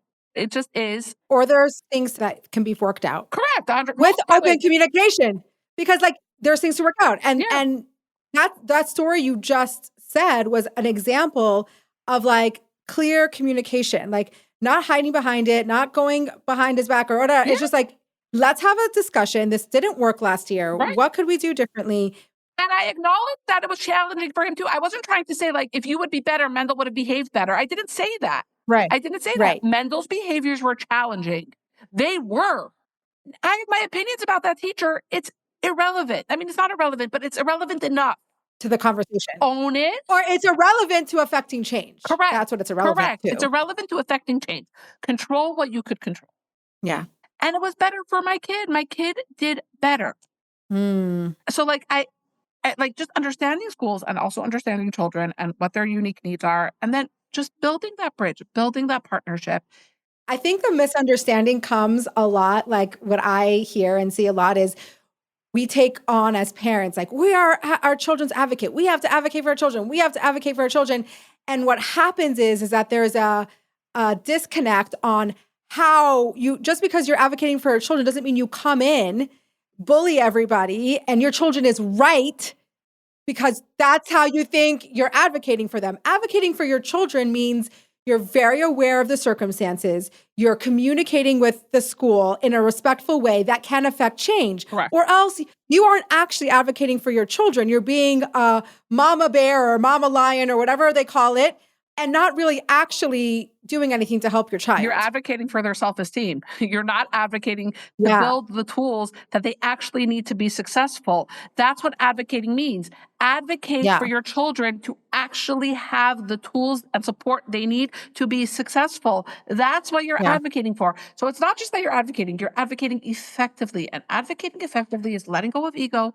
Another thing, and this is like whatever, but parents tend to just take their words of their children at face value. Oh, for sure. I hear that every day. Unless you know better.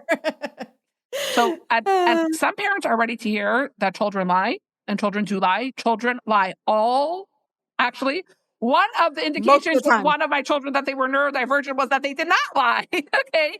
Lying Correct. is a normal, healthy part of development that most healthy children do. It's a part of it.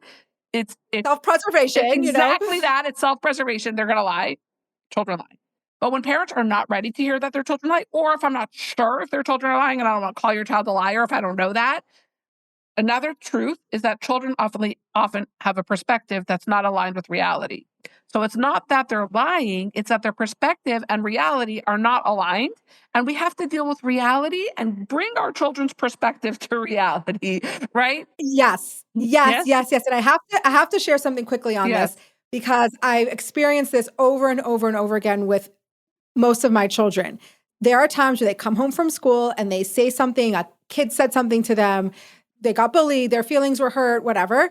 And because I am very immersed in this world and I have a lot of skills that I've learned from all the people that I have in my life that help me, I trust but verify, right? Exactly. Like you want to trust your kid and listen to what they're saying, but then dig a little deeper. And there was one particular story that really stuck out for me where my child said that someone said something to her about being adopted and how they don't really have a real family if they're adopted. Yeah. And I'm like, something about this doesn't sound, and the teacher's like, nobody heard it. Like I did research, like I checked in. I'm like, I also didn't come into the school saying, this is it. I'm like, this is what my child is saying. Like, do you know anything about this? How do we figure this out? It didn't happen. Right. Okay. And we actually verified. It turned out that it didn't happen. But what you can learn as a parent is, why did that child say it? The child said it because they feel it. Correct. And they didn't know how to express what they were feeling. And so they put it on somebody else. Oftentimes, you can learn so much about what's going on in your child's inner world if you're ready to listen. Yes. If you're ready to hear what they're saying.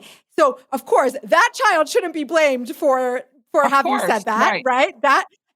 They need to be held accountable for that. But then it's like, pay attention. Why did your child say that? It's because it's something that they're feeling and they don't know how to express it. Yeah. And so they need an outside person to have said it, quote unquote, so they can bring to your attention what they're feeling. The way I say it to parents, Chavie, is there's perception and there's reality, and both have to be equally dealt with. Yes. We have to deal with reality. We have to bring our child to reality, but we also have to deal with their perception. If that is their perception, then we have to deal with it. But we're not dealing with it by getting a teacher or a kid in trouble. Right. We're not dealing with it by punishing a child who didn't actually, is not responsible either, right? Like, meaning, or thinking a teacher's bad. Yeah. I just think that that's a really good perspective as a parent. It's like, don't just dismiss the child because they lied. Right. Really pay attention to what they're trying to tell you. 100%. Because they're trying to tell you something. They're telling you something. What are they telling you? Why is that their perception? And deal with it, and then bring them to reality. And yes. So much good My stuff son here. is from Yeshiva, and he has an appointment at the DMV to get his permit. Okay, you have to go. Yes. So quickly. Yes. Do you work remotely, or you only work in schools where you can remotely. show up? Okay. We could put all of this in the notes, but I have a WhatsApp chat where I post by topic every day.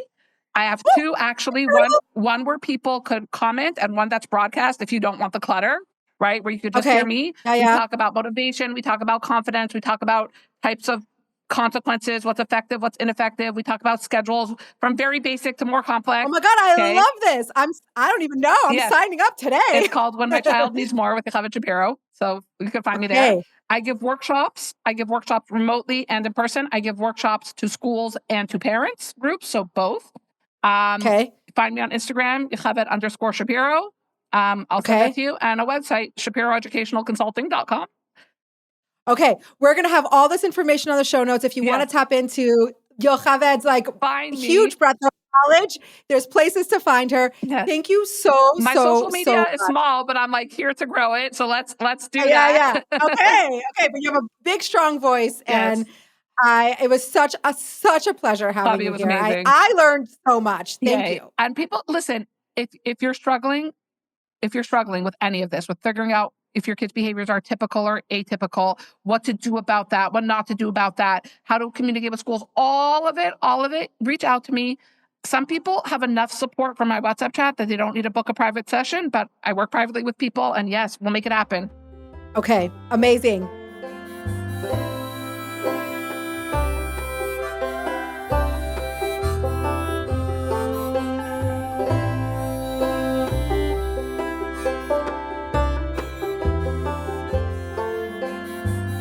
Okay, so I was totally right about this episode. Yocheved has such great energy. I love how she says things like it is. One of my favorite conversations from this episode was talking about how sometimes as parents, that we get in the way of our children's success. And I know that's really hard to hear. I'm really curious how you felt about that piece. And I would really love feedback on that. But I know it to be true. I know it to be true because I've heard it from educators and I've experienced it. And I actually work really, really hard on not being that parent that's either has my head in the sand about what the realities of my children are, or unrealistic expectations from the school and what I can expect from them. And it's very hard to find somebody who's going to tell it to you like it is. And that's one of my favorite things about Yocheved Shapiro. She just like, with such a smile and with such great energy. But we were talking after the episode and we remember that we forgot to address one topic that is super important. So I wanted to spend a little time addressing that right now. So in the episode, we mentioned the fact that we don't want to do the Band-Aid solution, which is like just do the temporary solution to make things better. We really always try to get to the bottom of what the situation is and what the challenge and the struggle is. So I think we gave the example of like, if you just move schools for your child, that might be like a temporary Band-Aid. But if we don't kind of understand and address the underlying issue of why the child was struggling, the problems will probably follow. And we were talking about this like idea of Band-Aids and trying to go deeper. But the thing that Yocheved really wanted to say, and we just got so caught up and we just forgot, was that sometimes Band-Aids are really important. And sometimes we need to just quickly stop the bleeding or use a Band-Aid or do like temporary measures so that it doesn't get worse and we have time to figure out the bigger solution and figure out what's going on. So this is not a dismissal of the temporary solution or the Band-Aid. It is just, let's not stop at the Band-Aid. I think the point of the conversation was like, do the Band-Aid if you need to, right? Stop the bleeding, put the burn cream on or whatever the first aid that needs to happen. We absolutely must do that. The important thing to understand and to realize is that it shouldn't stop there. There needs to be the exploration and the attention to the underlying issue.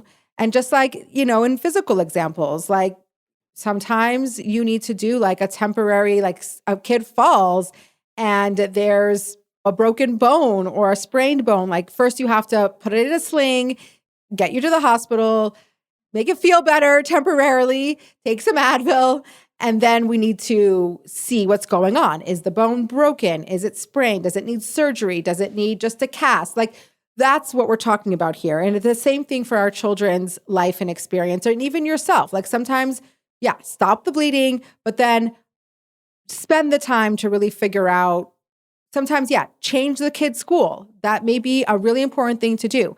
But then afterwards, like, let's figure out why the child was struggling to begin with. And oftentimes, it's really not just the environment, it's what's going on inside and the other mitigating factors. So that was like one of the things that we're like, I can't believe we didn't talk about it. But I have an opportunity to talk about it now and to share that little point. One of my favorite discussions was a discussion of nature versus nurture. And it's a discussion that I am faced with and confronted a lot because I have adopted children. And it's always a discussion of like, well, what comes up? What's more impactful, nature or nurture? And I'm always the big believer that it's really both. And I love the way that Yocheved explained it. Like your kid is born with a certain potential and that's their nature, but how we nurture it is, are they going to be able to reach that potential? And I really, really see that with my kids in a day-to-day life. Like I can see the qualities and the things that they're born with and the things that drives them and their passions. And then I can see the environment and how I nurture them and the lifestyle that we live, like whether those things are going to grow or whether those things are going to meet some challenges. And that goes for like the negative and the positive, right?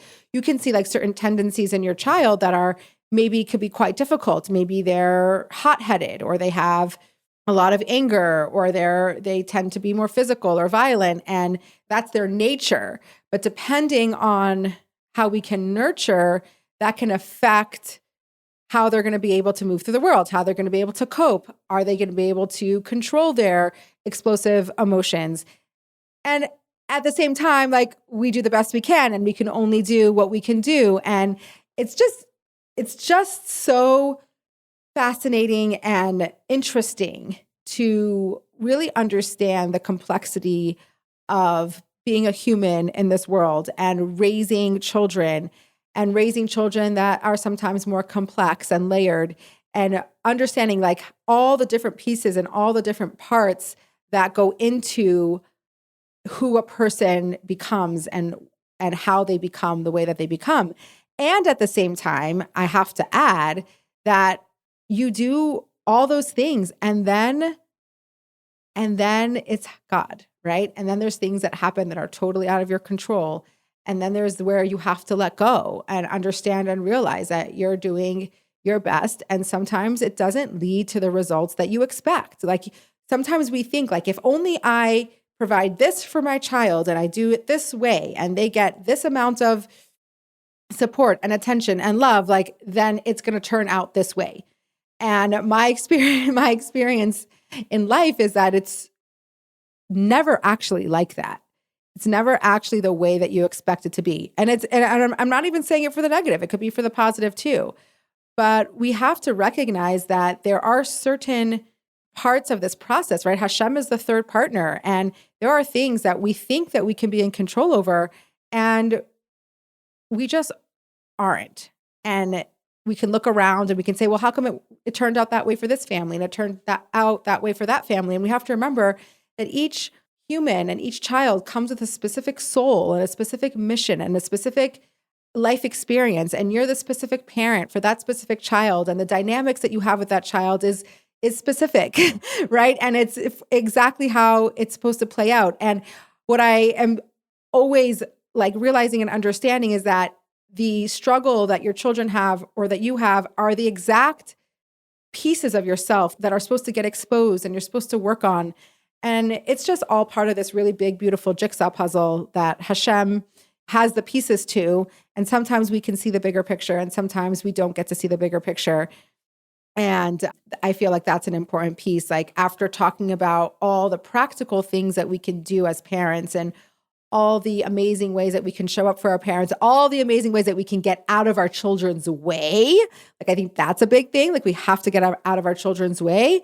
And then comes this surrender or this acceptance of, and then their journey is going to be their journey. And then we have to really have our hands off. So I really, really love this episode. I hope you loved it too. I can't wait to hear your thoughts on it.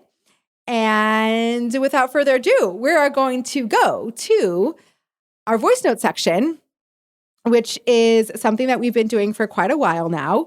We do this every week, a couple days before I record, I release a prompt. Sometimes it's a hot take. Sometimes it's a story. Sometimes it's a personal experience. Sometimes it's just your intellectual thoughts on a particular subject. And I post the prompt, and then I ask you to send me a voice note with your response. This happens every week. And usually the prompt is kind of inspired by the last podcast that was dropped. So, for example, we just had Yocheved Side-Off's podcast, which a lot of what we talked about was this idea of like living life on the edge, coloring outside the lines, pushing back on societal expectations, ruffling feathers. Like, what does that feel like?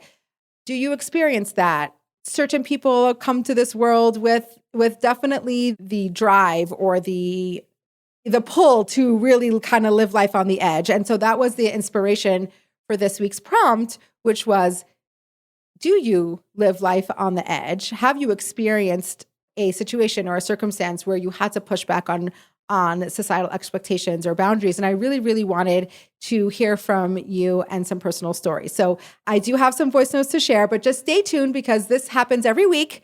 And it is always a lot of fun to hear and receive audience participation. And it just makes for a fun podcast and it makes for community building. And this way, it's not like a one-sided situation. I get to hear from you, you get to hear from me, and it's a lot of fun. So here comes our first voice note. I think the first time in my adult life that I remember doing something that was totally coloring outside the lines was I was living in a place where there were many, many young people.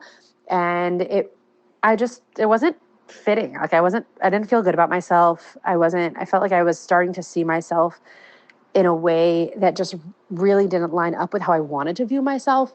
And I decided actually to move out of the city and into the suburbs where there were not very many people my age, and it was not a really known thing that people did that. They didn't really just move to the suburbs. I was also planning to live alone. The culture was very much to live with, 2 or 3 other people, and I was choosing to live alone. I had a couple of friends say to me, "You're absolutely crazy. Are you sure you want to do this? I think this is a bad idea." And I said, with love and lots of respect, I appreciate your concern, and actually I think this is a really good idea. And I moved to the suburbs alone in my 20s, and I was so happy. And I was really embraced by the families in this community, and I started to feel much more myself, and I became much, much, much happier. So that's just one example. Okay, so this message is from Sarah Immerman, who's now married. And if you remember, she was one of the first episodes that I dropped, and she has such a fabulous story and is such a fabulous person. And feel free to, if you haven't listened to that episode, it's really fun. But I love this because it seems not like, oh my God, this big deal. Yay, you moved yourself out of the city into the suburbs. But if you actually think about it, it really is something that pushes against the norm. I think especially in the religious world, in the Orthodox world, the structure of how life is built is very much centered around families. And so if you find yourself single, not married, in your late 20s and early 30s, it's kind of hard to find your place. And I think about this a lot, the fact that the system and the structure isn't built for people who don't have families or aren't married.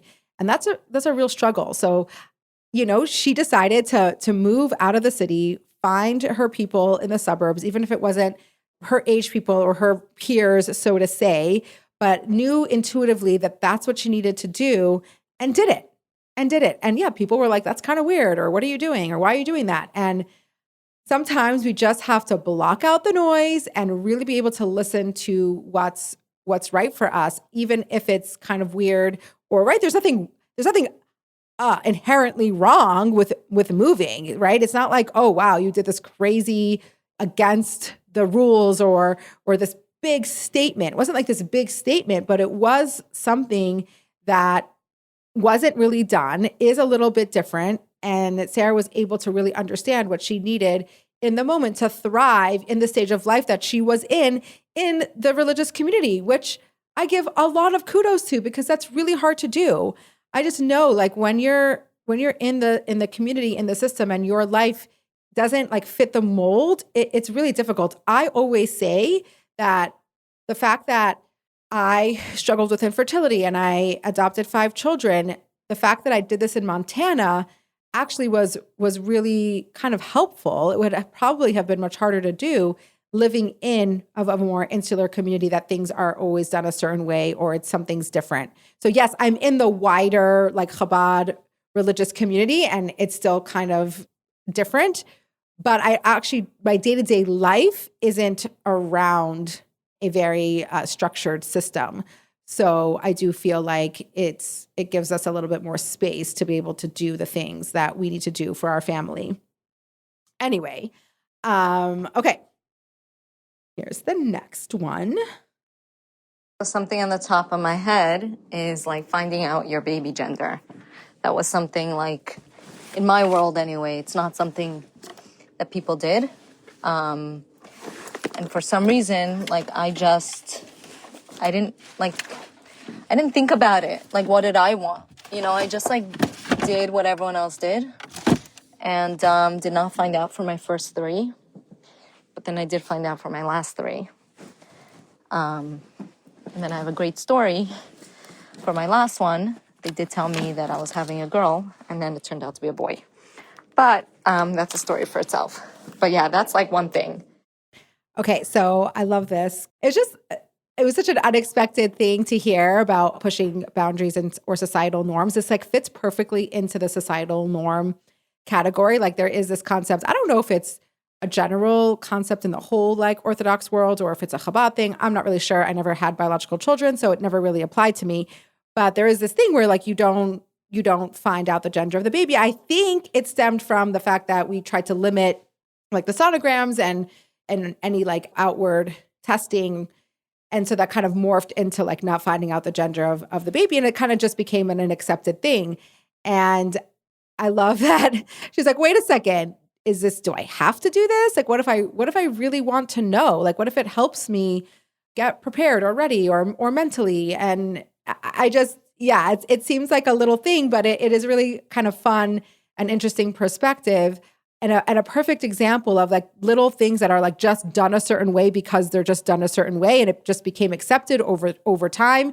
And sometimes people don't even know why. Like, I bet if you would ask a person on the street, why don't you find out the gender of the baby? Some people might not even know why. It's like, oh, that's just because that's the way it's done. I think it's a little bit more common nowadays for people to maybe push back on that. But I kind of love that perspective of, okay, just because it's done a certain way doesn't mean that I have to do it this way. And if it helps me like find out the gender of my child, then I'm going to do that. And I love that. And hilarious that actually one time they were wrong, which I'm sure happens very often. Okay, last voice note for today. Chavie, that was me on Instagram messaging you about there being so many opportunities in different ways, shapes, and forms. Really, I mean, the sky's the limit. There's opportunities in every minute of every day. Some days it can look like, is davening doing my yoga and sitting with my breath, or is davening opening a siddur? In different ways it can show up is when your child tells you they don't want to go to school and they want to sit and learn by themselves, allowing yourself to sit with that and see if that feels aligned for them and for you. Okay, so I love the point that she made that there are opportunities to really reflect and to make decisions that are best for you and your family almost every day. Totally agree with that. And what an interesting perspective of like, well, maybe taking something as mundane, quote unquote, as davening, and we think that davening looks a certain way. And maybe a way to look at that is, well, maybe davening is different for you. Maybe davening is different for you one day and shows up for you one way one day and different the other day. And getting out of that like box of like what it has to look like. And then what happens is that you don't end up doing it at all because it doesn't fit in to the box that you have just been exposed to. So like, yeah, maybe one day davening is davening from a siddur, and maybe one day is like really deep introspection and getting to your core and talking to Hashem freestyle. It might not be davening in the sense of like with a siddur and the words and what the actual davening commandment or mitzvah is, but it's talking to Hashem. I think if we understand davening as an opportunity to connect and talk to Hashem, and we open ourselves up to opportunities where it doesn't have to look a certain way, all of the sudden, like this becomes a whole new opening to your relationship with Hashem. And I can tell you this is something that I've experienced. Like I always struggled with davening, opening a siddur, and just, it always felt like a chore. I never felt connected. And it's still a journey for me. It's not easy. But something that really, really changed my experience is two things. First of all, I was gifted the women's siddur. Shout out to Rifki Kaplan who gifted it to me. It was life-changing, where like you have choices. Like, okay, let's say I have literally 2 or 3 minutes to daven today. It curates like the prayers that are most important and what you can get done for that amount of time. Oh, maybe one day you have 5 minutes, maybe one day you have 7 minutes. And it just like took this huge, like ominous burden of like, if I daven, it has to take me 20 to 30 minutes and I have to daven the whole thing. And it was just overwhelming. And then I never ended up doing it. So what happens is like, oh, I have 2 minutes. Anybody can wrap their brain around 2 minutes of davening, right? So that was hugely impactful for my davening experience. And the other thing that was very impactful was letting go of the davening structure and really exercising this muscle of like just talking to Hashem, like throughout the day, like inviting him into my day-to-day life. I've talked about this. I think I've even talked about it on a podcast. I think I talked about it with Sarah Miriam Smith, the first podcast I dropped. And it became a really big theme in my life of talking to Hashem informally, bringing him into my life, telling him about my struggles. Like Hashem can hear it all. And that has really opened the door for me to really experiencing Hashem in my life in a different way. And so bring it back full circle to the topic of societal norms or expectations. Like there might be communities, or you might have been raised with this idea that davening is this certain thing. It has to be done this certain way. And that could really be very limiting. But if you open yourself up and being like, no, actually, I can do davening this way, or I can connect to Hashem in this way, and that is my way of connecting, can be really powerful. And then she mentioned something about like, listening to your kids when they can go to school, maybe listening to that, maybe they need to learn alone. I'm not there yet. That's something that I'm like, you're going to school, kiddo. You are not staying home today to learn by yourself. Because let's be real, when my kids want to stay home, they don't want to be learning. So that is very commendable. I have not reached that point in life where I'm like, sure, stay home. I'm not saying kids never need a mental health day. Sometimes, every once in a blue moon, that happens. But my kids have so many opportunities for mental health days because they have so many days off of school that we're not giving them any extra. So when there's school, there's school. But I'm just being humorous. But it is a very good point of not being worried about what's the normal and what's the structure and how it has to be and how your kids like have to fit into this specific system. Maybe they don't need to.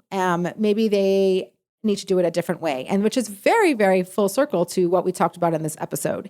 Really, really understanding and listening to the needs of the child, getting out of your child's way, advocating with the schools in an appropriate way, knowing what the schools are capable of.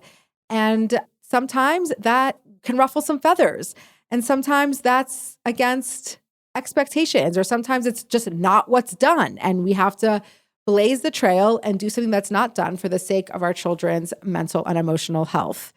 So there you have it. That was the topic of the week, and stay tuned for the upcoming topic. And I can't wait to hear from all of you. Have a great day. Okay, so this podcast does not happen by itself. The magic takes a whole group of amazing people, and I want to tell you who those people are. So obviously I'm your host, Chavie. Our producer and creative director is Eli Ben-Chion. He keeps me on my toes. He makes sure that I just keep growing and am on point and don't miss a beat. He's the best. Audio is edited and mixed by Reed Seeley. Also, unbelievable. He's so cool, calm, and collected. You kind of need that working with me. And the music, which is beautiful, is by Basia Schechter and Shaul Magid. And this is Totally Unexpected.